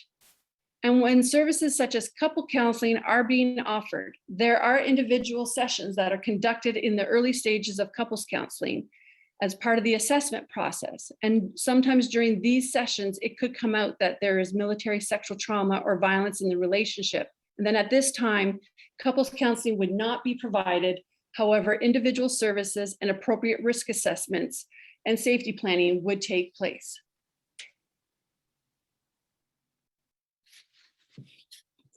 So thank you very much, Major Greenhold, and I will take over now for a while during the presentation. Welcome, everyone. So when it's time to seek help, we use the mental health continuum model to teach our members to be able to evaluate their own well-being. After a stressful event like a military sexual trauma, watching the duration of their reaction, the intensity of their reaction, and how the signs and symptoms impact their function, they can appreciate where they fall in the continuum so they can understand what support they need. Can you move on, Kara, just press, please. More, okay. So members are educated to seek help earlier, as it is easier to slide back to the green zone from the yellow and orange zone than from the red one. Next slide, please. So the services I will talk about now are available for service members. But before I go into details, giving examples for those services, I would like to acknowledge that families, friends, and military leadership always have a role in supporting the service members, regardless where they fall in the mental health continuum. The primary prevention strategies aim to preserve the members' health and enhance their resiliency. Through the alternative dispute resolution, issues can be resolved at early stage of the problem. The Road to Mental Readiness program teaches mental health literacy, improves resiliency and coping. The Strengthening the Forces Health Promotion program offers many courses, for example, related to social wellness and addiction awareness and prevention, but it also offers the Respect in the Canadian Armed Forces course, which is a full-day interactive workshop and intends to promote respect in the Canadian Armed Forces through awareness and understanding to empower CF members to take a stand against sexual misconduct and support victims. This course is designed to foster a sustained change in attitudes and behavior in order to build a respectful climate and culture within the Canadian Armed Forces. We apply the secondary prevention strategies after the event trauma occurred when members fall into the reacting injured zone of the continuum. And the goal is to mitigate the impact of the event and provide easily accessible services. Example of those services are the psychosocial services, which is available at every base clinic, what Major Greenhorn talked about, and it can be accessible as a walk-in without referrals. The Canadian Forces Member Assistance Program provides confidential counseling for about 10 sessions. Every base has chaplain services, and the chaplains are available also 24/7. The military family resource centers can also provide short-term confidential counseling for challenging situations such as military sexual trauma, both individually and for couples. And obviously the Sexual Misconduct Resource Center is available 24/7. Tertiary prevention strategies are applied when mental disorder developed, such as depression or PTSD, which is a potential after suffering military sexual trauma. And in those cases, specialized services from psychiatrists and psychologists are required. I would like to emphasize as well what Major Greenhorn talked about, that we apply multidisciplinary approach and patient-centered care with strong collaboration with the primary care services. Thank you. Next slide, please. So, as we know and heard an excellent presentation from Dr. Kram and his partners, that military sexual trauma can impact relationship and families.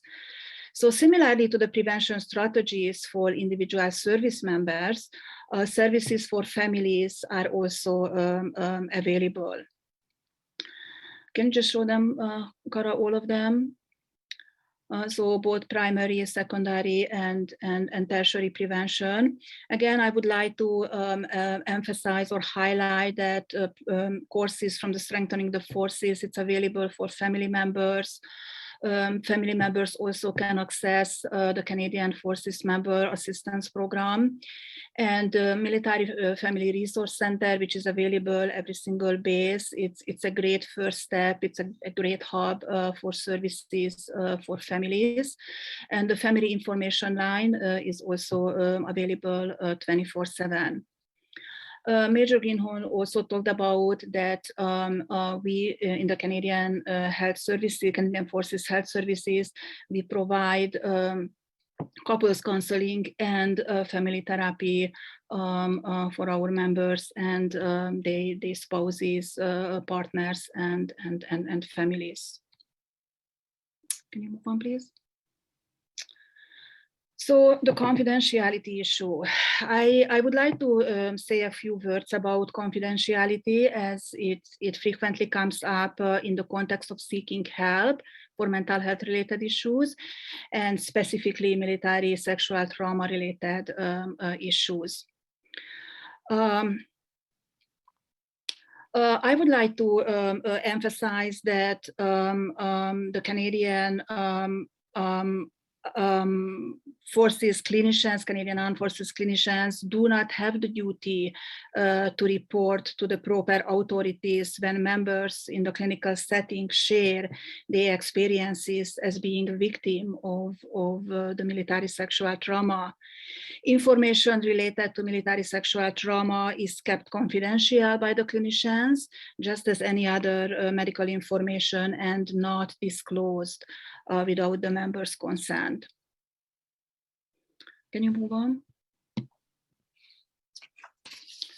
So when members come to access mental health services as a first thing, they are informed about the limits of confidentiality, such as if the members poses risk to themselves or others, concerns regarding the safety of children or youth arises, or if the court issues a subpoena. So informed consent is obtained before proceeding with an assessment or treatment. Every clinical encounter is documented in the members' electronic health records, and the information may be shared only amongst the clinicians who are part of the members' circle of care. When family members, spouses, and superiors are asking for the member's medical information, it will not be provided by the CF Health Services unless the member consents to it. Can you move on, please?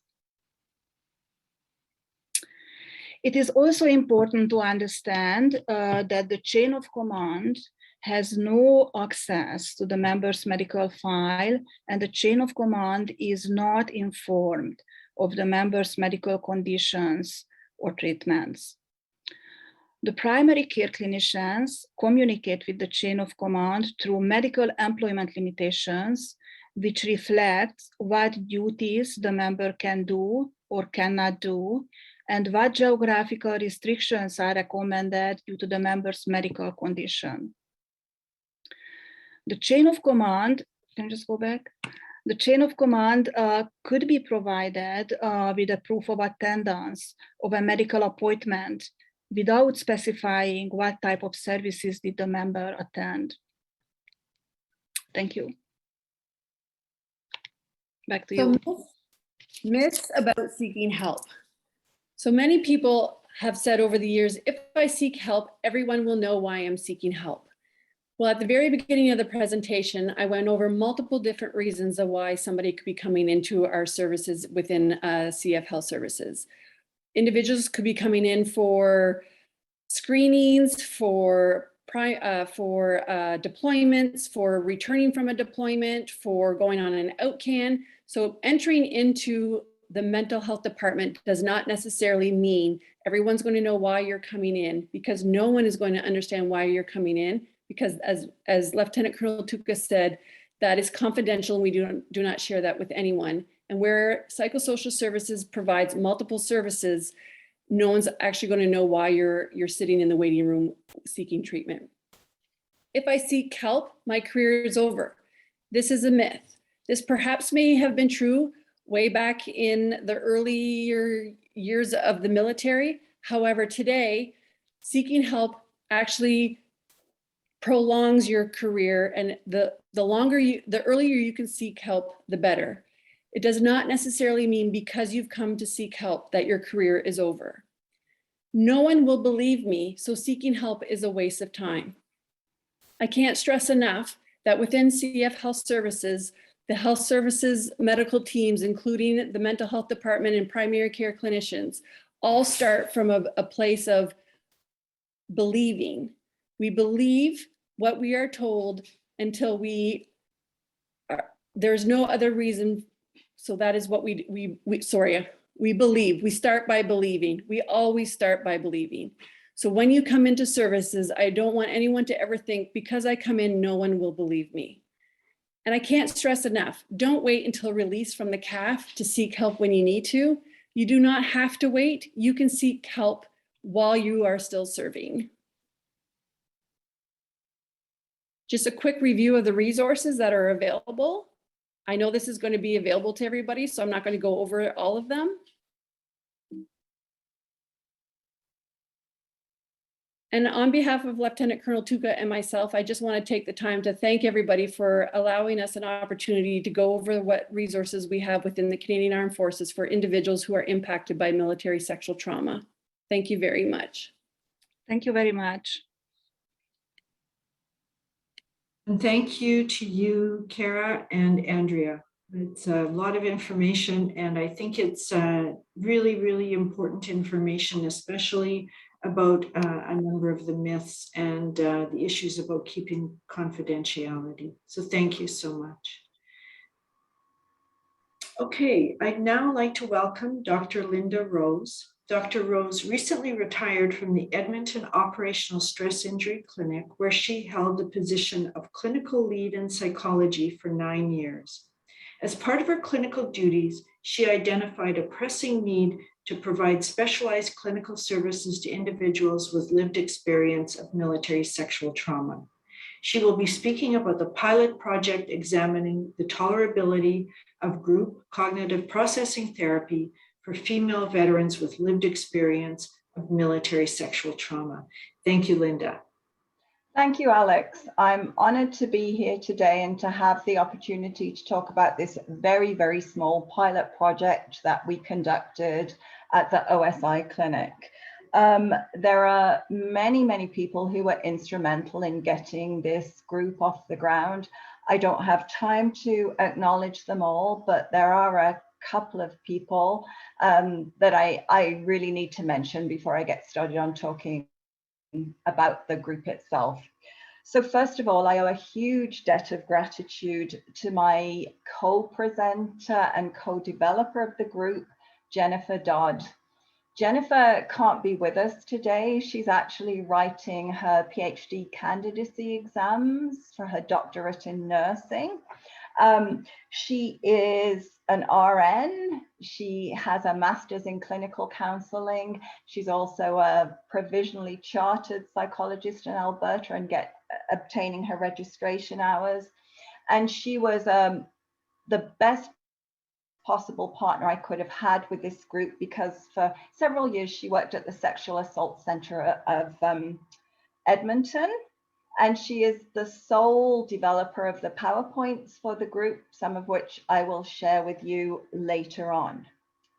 So on behalf of Jennifer and myself, I would also like to express the deep appreciation that we have for the brave women who took a chance in trusting that our little group would benefit them, and who are so generous in sharing their support with one another and their ideas to improve the group with us.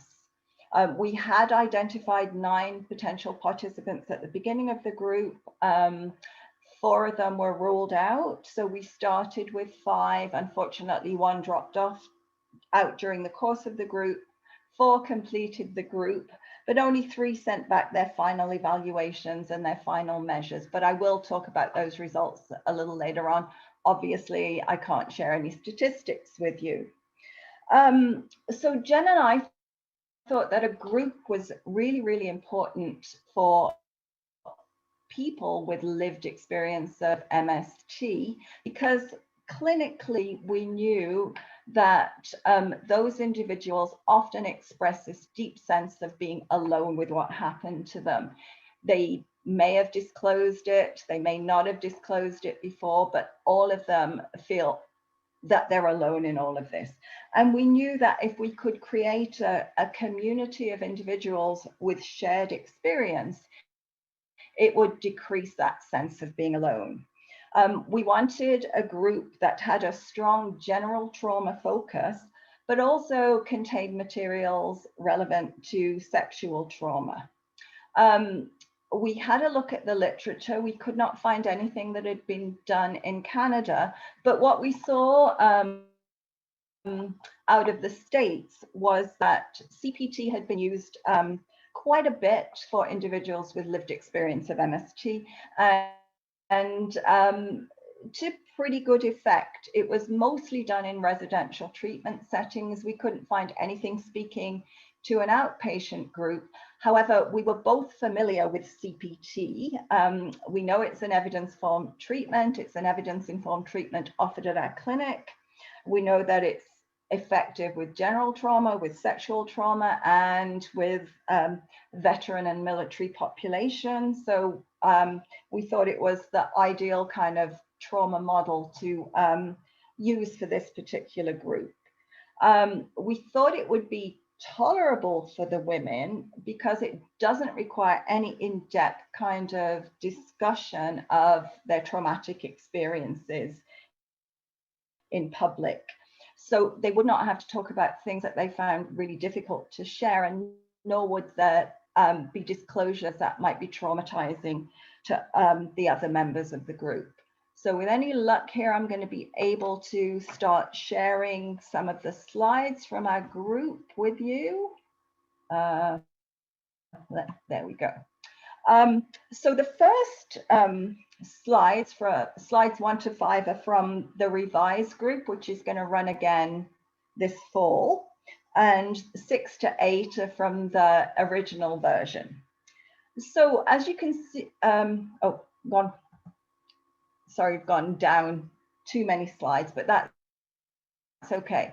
So there are 5 main parts of the CPT for MST group.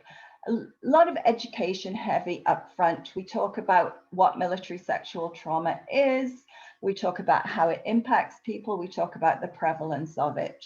Then there's education about PTSD itself, as well as what they can expect from cognitive processing trauma, before we kind of move into the more therapeutic components of the group. And that's teaching people not only to become aware of their thoughts and feelings, but learning to challenge those thoughts about trauma, learning the skills to do that, so that they can change their perspective on what happened to them. It also addresses 5 themes or topic areas which become disrupted after trauma, and that's safety, trust, power and control, esteem, and intimacy. Okay. So we thought it was really, really crucial to include information about consent, because clinically we had come across so many examples of individuals with lived experience of MST blaming themselves for things that they had not consented to or were not able to consent to. So as you can see from this slide, and there are a number of elements to consent. It has to be informed.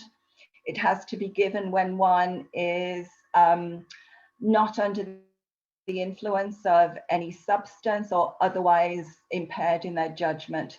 It has to be, you have to be specific to what you're consenting to and with whom you're consenting to do it. And it's ongoing, which means that someone can withdraw consent at any time. Okay, so sorry, having some problems getting the slides up here. Okay, so this is the one I wanted. So as you can see from this slide, in the Canadian law, consent for sexual activity is invalid in any situation which involves an abuse of trust, power, or authority, when someone is not conscious or someone is under the age of consent. And again, we thought that this was really crucial because for many of the individuals we'd worked with clinically, they described situations in which there was a huge difference in rank between the person who perpetrated the MST and the target, for example, a sergeant and a private. We had also heard stories from individuals about them waking up or coming to find that they were being sexually violated. And again, clinically, we'd come across examples of people who had actually been under the age of legal consent many years ago when their MST first occurred.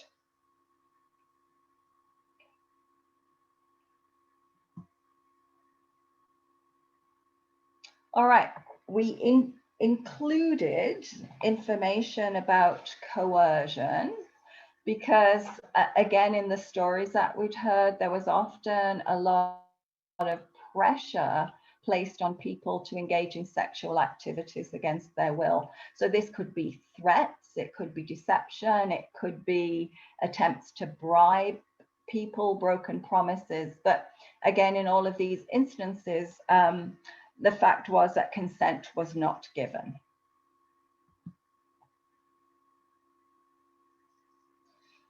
And we included information on myths and misconceptions about sexual trauma. These are really, really prevalent in Canadian society, in most societies. But when you think about a closed environment, such as the military, they're even more rife. And I'm just going to share one of these with you right now. So it's important to kind of recognize, and one of the things, again, that we had seen through our clinical work was that those with lived experience of MST often internalize these sorts of myths. And this just amplifies the shame, guilt, and self-blame that they feel.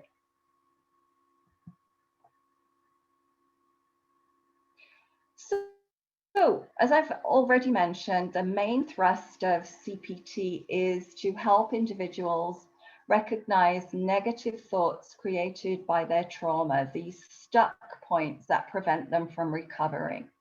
And the goal of CPT is to give people those tools to think through their unhelpful beliefs and start to see things in a more balanced way. Moving on to the older slides now. However, it's also essential to address emotions because healing really does require feeling. And even though as humans, we have a strong preference to avoid anything that's painful or unpleasant, for the purposes of therapy for MST, we absolutely have to go there. Okay, so normal emotions or natural emotions are those which anyone would feel in a given situation. And these manufactured emotions are those that stem from our interpretations of that situation and what prevent us from processing the natural emotions. So I want to just speak quickly about the illustrations on these two slides, the little pugs in outfits. So in our, before group started, generally some discussion amongst all of the participants, we quickly found out that every woman in the group had at least one dog at home. And both Jen and are dog lovers too. So somebody suggested at some point we should have a dog breed of the week. So this is actually what we did. Jen developed the slides containing photos of the dog breed of the week, and for emotions, for some reason, we had pugs. All right, so I'm going to talk about the measures. So our primary measure was the PCL5 for PTSD, screening tool for PTSD, and we used a score of 32 or greater to suggest the presence of this disorder. We also used the moral injury scale because we thought this was a really important concept to assess. And this really measures the extent to which the participants felt they had been betrayed by the military, by their peers, by their chain of command, or that they themselves had morally transgressed. As well, we had the DERS, which is an assessment of the extent to which the participants rate their ability to regulate their emotions. We had hoped to be giving these measures weekly, but unfortunately, because of pandemic restrictions, we had to move the group from an in-person to an online format partway through. So I'm going to talk about the pre and post scores for two of the women first, because these showed what we had hoped to see, and they were fairly dramatic declines in scores. So up to a 30-point drop on the PCL, which meant that one woman had gone from being well above the clinical cut point to below the clinical cut point, and the other, whose initial score was even more elevated, ended up being just a couple of points above that 32. So really, really good reductions in their trauma-related symptoms. On the moral inventory scale, they showed declines in scores for up to 50 points, which is pretty dramatic, and it did obviously show some significant improvement in this area. And they had declines of up to 20 points on the DERS, which showed that a self-assessment of their ability to regulate their emotions was improved. They felt they were doing a better job. The other woman who kindly sent back her information package showed slight increases on the PCL and the moral injury scale. Well, why was this? She had actually told us at the very beginning that she had felt silenced for the majority of her adult life because of what had happened to her. It did occur at the beginning of her military career, and she was very, very young at the time. So she became increasingly more vocal over the course of the group and much more angry about what had happened to her.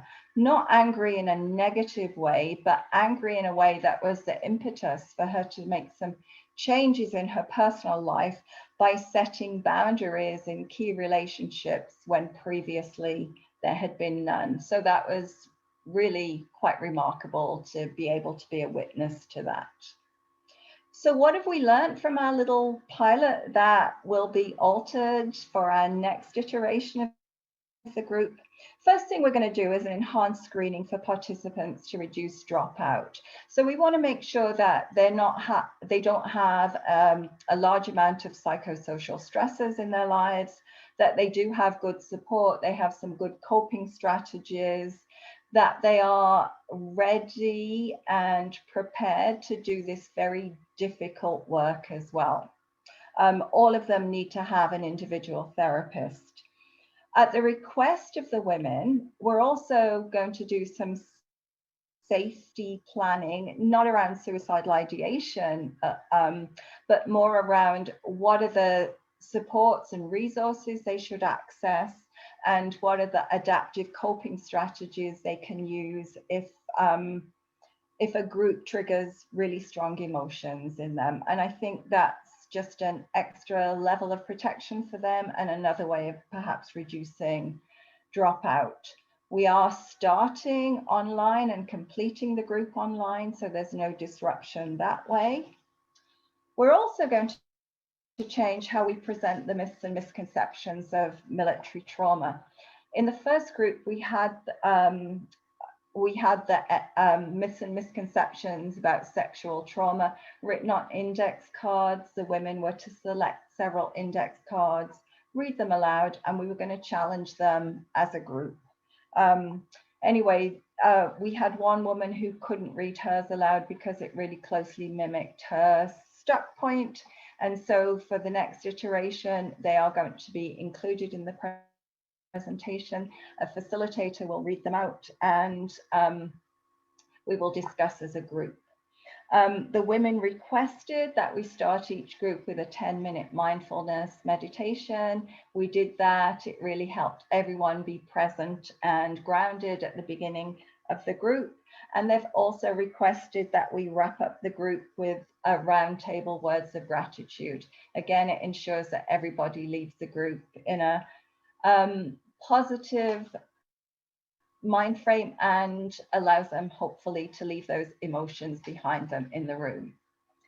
I am going to wrap up here. If I can take just 30 more seconds or so with a quote from one of the women. We had permission to share what they said in this presentation today. So she wrote at the end of the group, "As much as it breaks my soul to know that other women are suffering, finding strength in shared experience reduces shame. I am not drowning in shame and self-hatred as I was prior to the group. In my compassion for the other women and my desire to champion them, I found it easier to see myself in that same light." Thank you.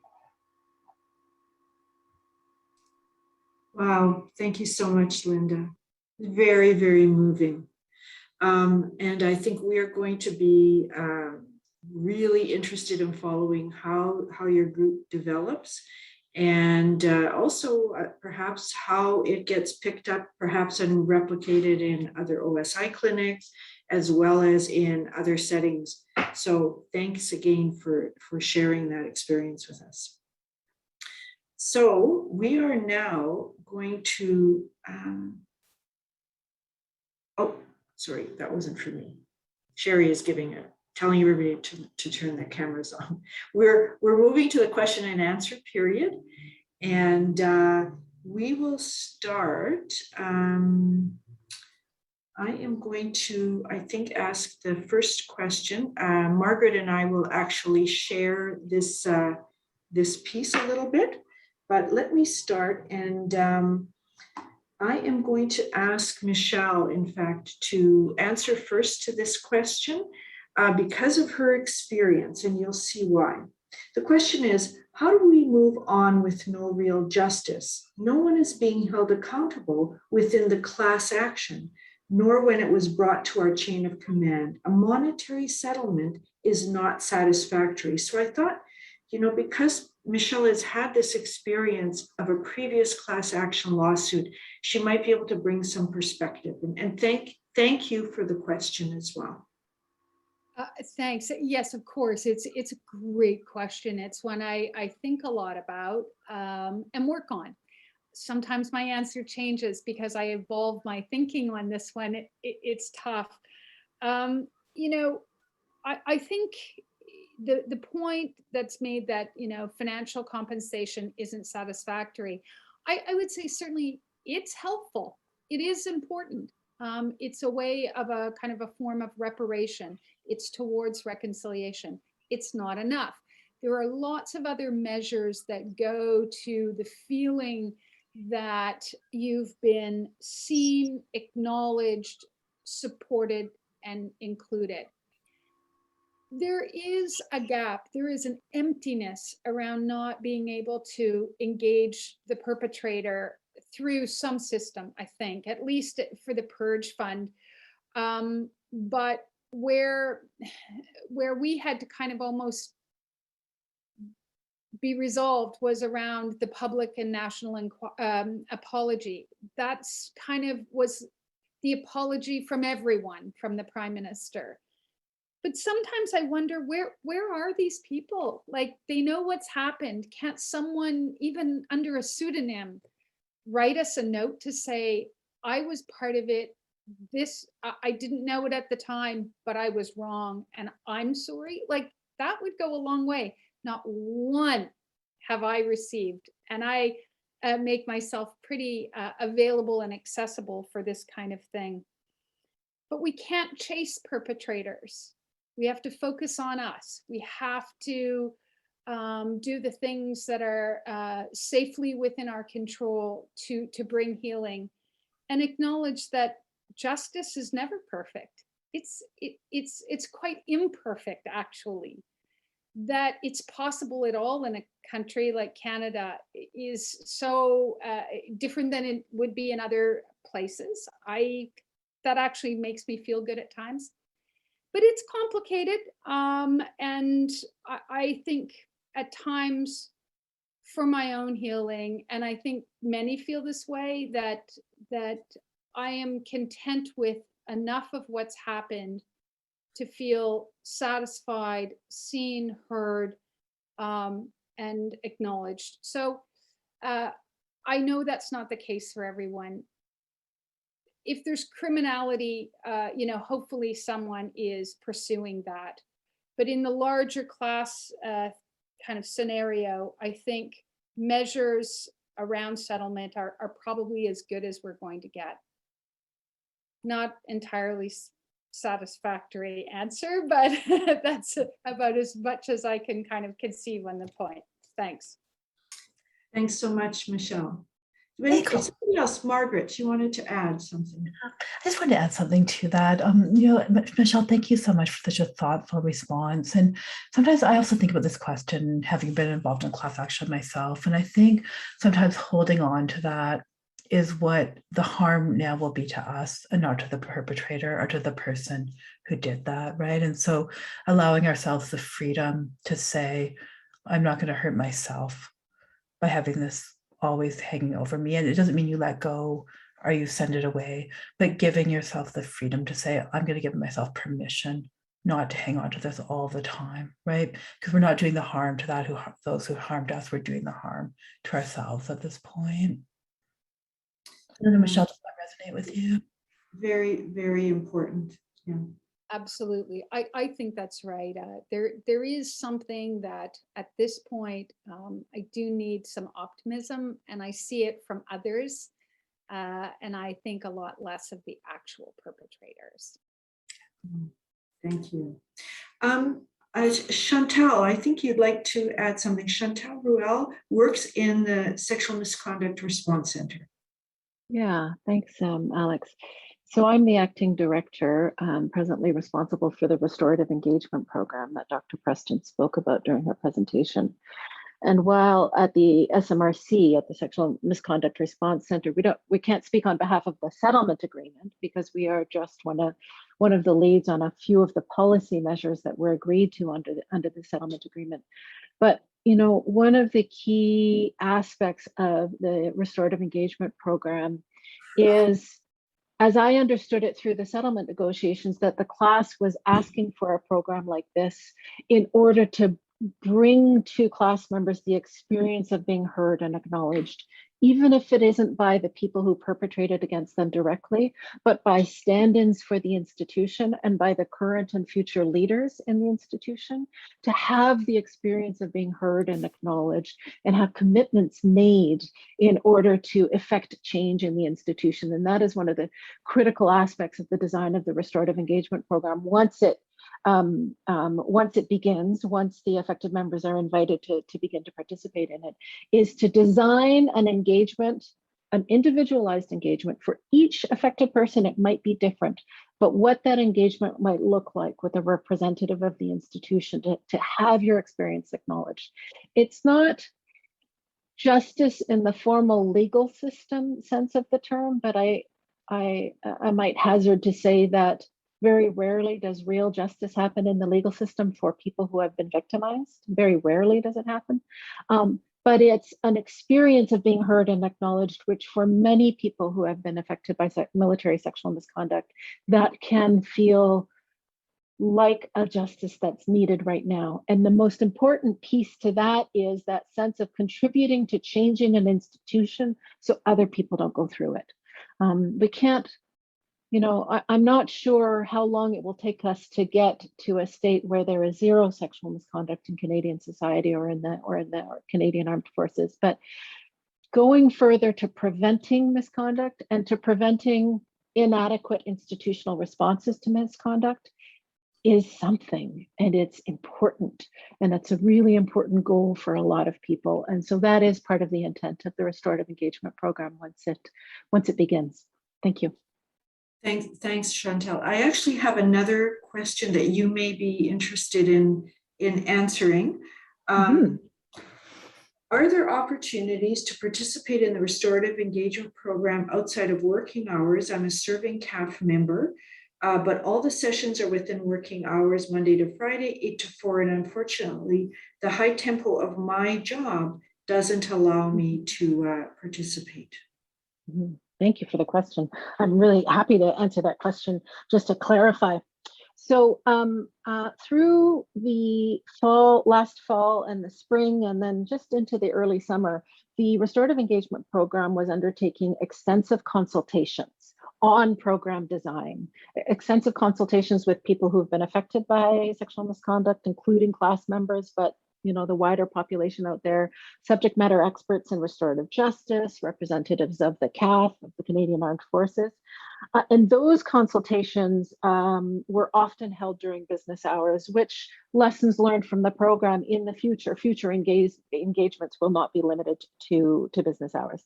However, that was the consultations which have paused as the program design was informed by those consultations, and now the program is working on implementing that design so that the program can be launched.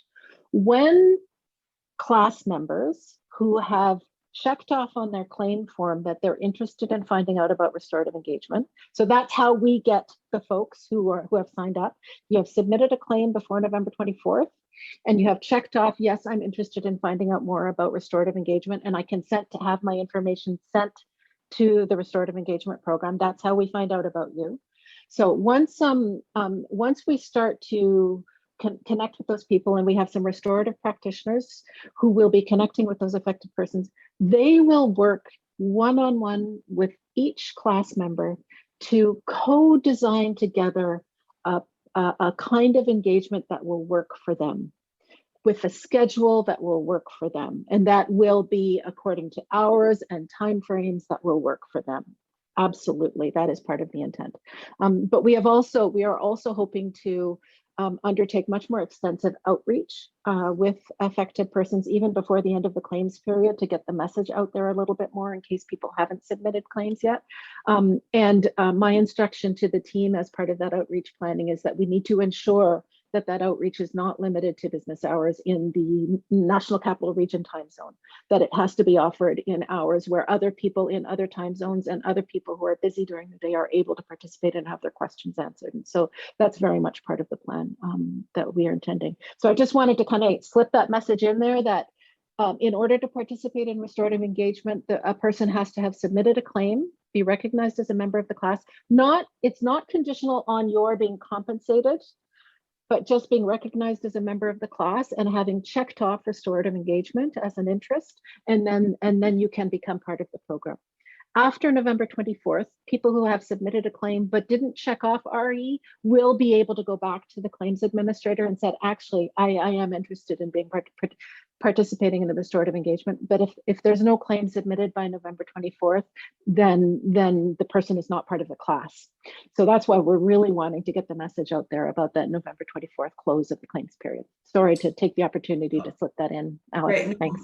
Great, thanks. Very important information, Chantal. Margaret, I think you had a couple of questions to ask. Yeah, and I'm just noting, thank you so much, Michelle, for posting in the chat to reach out to the LGBT Purge website for more information on the purge itself. And also, I think the fruit machine should be required viewing for all Canadians. And just reminding everyone of that documentary and the importance of what it highlights and the impact on those affected. Chantal, I'm going to ask a follow-up question around the class, because I know this is something that often comes up, and that would be around whether or not an individual who files a claim needs to undergo an assessment, and if so, what sort of assessment? I know that's a question that often comes up. So Sorry, I was just trying to paste the website information in the chat for folks, and I just pasted the French one too. Again, I am not speaking for the claims process. The SMRC actually doesn't have a role at all to play in the claims process. The claims administrators and the adjudicators play that role. And so that question is better posed to someone who can speak on the behalf of the claims process. However, as I understand it, so this is not an official answer, this is my understanding of the process. As I understand it, the intent of how the process was designed was to minimize the impact on the claimants of having to go through some kind of intensive assessment process and having to justify their experience, and that it's primarily intended to be paper-based and to give people the benefit of the doubt and not require additional justification and medical records, et cetera, et cetera, et cetera. And absolutely, certainly, there is no need to pass any kind of assessment in order to participate in restorative engagement. But the role of the restorative practitioners who will be reaching out to the affected persons, to the class members, will be to talk to them about their readiness, to talk to them about what would work for them. You know, would a future time, would a different kind of engagement that isn't necessarily face-to-face, a written submission, like what will work for each person in their capacity and in their needs in the time that they're able to engage. And so for restorative engagement, it's not an assessment, but it's a co-design, which includes what will work for you right now or what might work for you in the future. Thank you so much. So apologies, but I can't speak for the claims administrators. Thank you so much, Chantal. Thank you very much. And the next question, which was asked by an audience member, was asking for a definition of outcan. So I'm wondering if Lieutenant Colonel Tuka or Major Greenhorn might be willing to answer that question. Yeah, thank you, Margaret. I think Major Greenhorn would be a better person to answer this question because it's really a specific social work responsibility task to do that. Yes, thank you, Margaret. So an outcan is an out of Canada posting. So whenever an individual receives a posting message for out of Canada, the social workers will do what we call a screening for outcan. So it's just a short form of saying out of Canada posting. Terrific. Thank you so much, Major Greenhorn. I want to point out we are now at 3:32. So I'm thinking probably we will need to wrap up. Unfortunately, we had a few more questions, but I think we will have to leave them and to respect the time. Yep. There is one question, Alex. Do you mind if I just ask it? Sorry, because I think it is important. And the question is, how can a parent who experienced MST help their child who is suffering? And I think that's an incredibly important question. And I would really just ask the panel, I don't know if Annalise, Larissa, Heidi, or anyone else here might want to respond to that incredibly important question.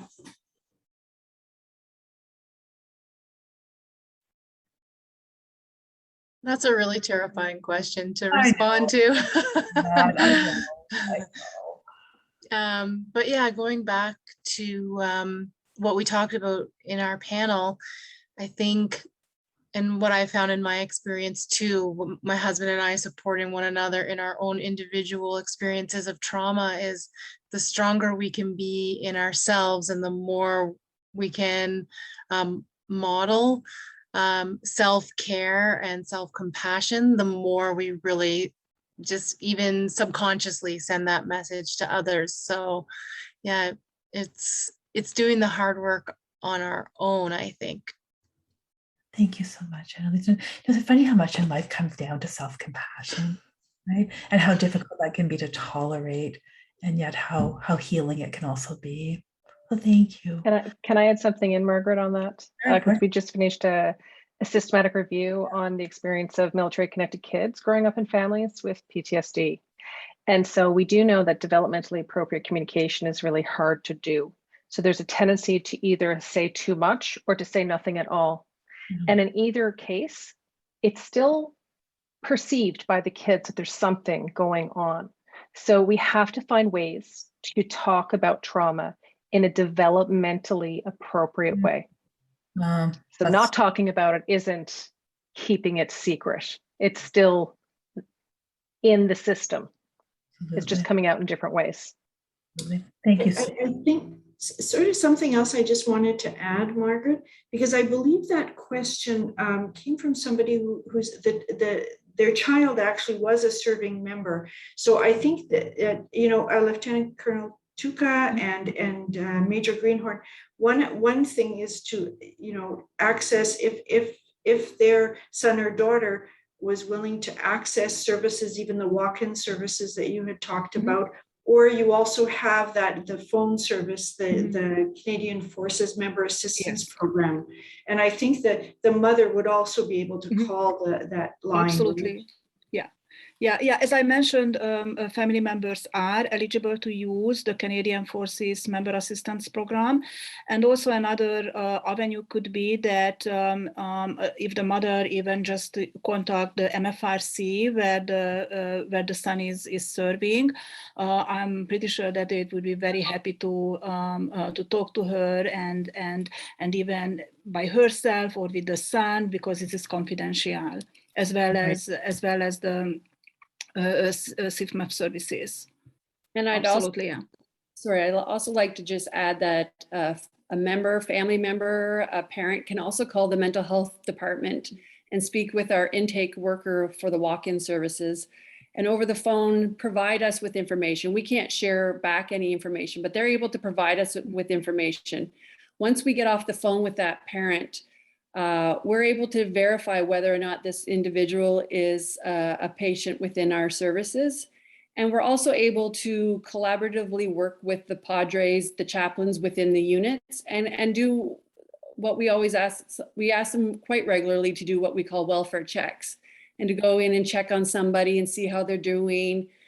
We don't necessarily share all the information that it's come from unless we get the permission from the parent, but the parent or the sibling or the aunt or uncle can always call with the to health services. And then if they themselves don't know where to get services, they can call to health services, and then we'll also direct them where they can go. Great, thanks very much. And Chantal has also mentioned that they can call the SMRC. So I think those numbers would be found on the DND website, right? And I wanted to know, in terms of Dr. Rose has said that if people have questions about the group, about the therapy group that they were running, they can contact Jennifer Bond, and she gave the office number. So I'm going to give that number because I'm assuming this is okay. Would be the office of the OSI clinic. It's 780-342-2792. So that would be to get more information about a group for MST, those who've experienced MST, and the contact person is Jennifer Bond. And I think with that, I'm going to hand it over to you, Margaret, to say a few words at the end. Thank you, Alex. I just want to start by thanking the panel members for their incredible wisdom and experience that they've shared here today, and also for reminding us of the situations that have been faced by individuals who've experienced MST, the LGBTQ purge, and really a reminder of the impact this has had on so many lives. So thank you so much for sharing in this. I also want to thank individuals from the Center of Excellence on PTSD. And oftentimes when we thank people, we list off a list of names, but these are people who we have been a team together for so many months now planning these symposiums. I just wanted to begin by thanking Sherry Sims, who was the lead event organizer for this, Joy Pavlovich, Ashley Mulligan, Veronica Hodge, Victoria Carmichael, and of course, Patrick Smith, the CEO of the Center, for their support of this event, without which this would not be possible. I want to also thank individuals from McMaster, including Dr. Andrea Brown, Dr. Lena Tamsito, Mina, along with Jillian, who are two research assistants in the lab. Thank you so much. But just really ending by saying, I think what we saw here today was that collective effort to come together and to support individuals who have had these experiences. I think while we won't always get it right, and that's always very clear, I think the intent here is really that people care and they want to offer that support for individuals who have had these experiences. And in that vein, we're really looking forward to next week's symposium, the third part in this series, which is the title, The Path Forward. And that doesn't suggest that we know the answers to the path forward, but it's an effort to come together, to talk about how culture may change in the CAF, how individuals and organizations can come together to support individuals affected by MST. Really just another opportunity for dialogue. I want to highlight here that we will be having a panel at next week of individuals who have lived experience of MST. So in groups of individuals who really want to share their experience about common misperceptions about MST, what they've found most helpful, what they found not helpful, and really an opportunity to learn from those individuals affected. I also, of course, want to thank Dr. Laurie Bouchard, who is the lead organizer of It's Not Just 700, who has had a voice in all of this during the planning, and really brought the voice, again, of lived experience to the table. Also, thank you, of course, to Lieutenant Commander retired Rosemary Park for all of her wisdom that she's shared. It's really an oral historian of many of these events, and really thanking her for sharing the story as well.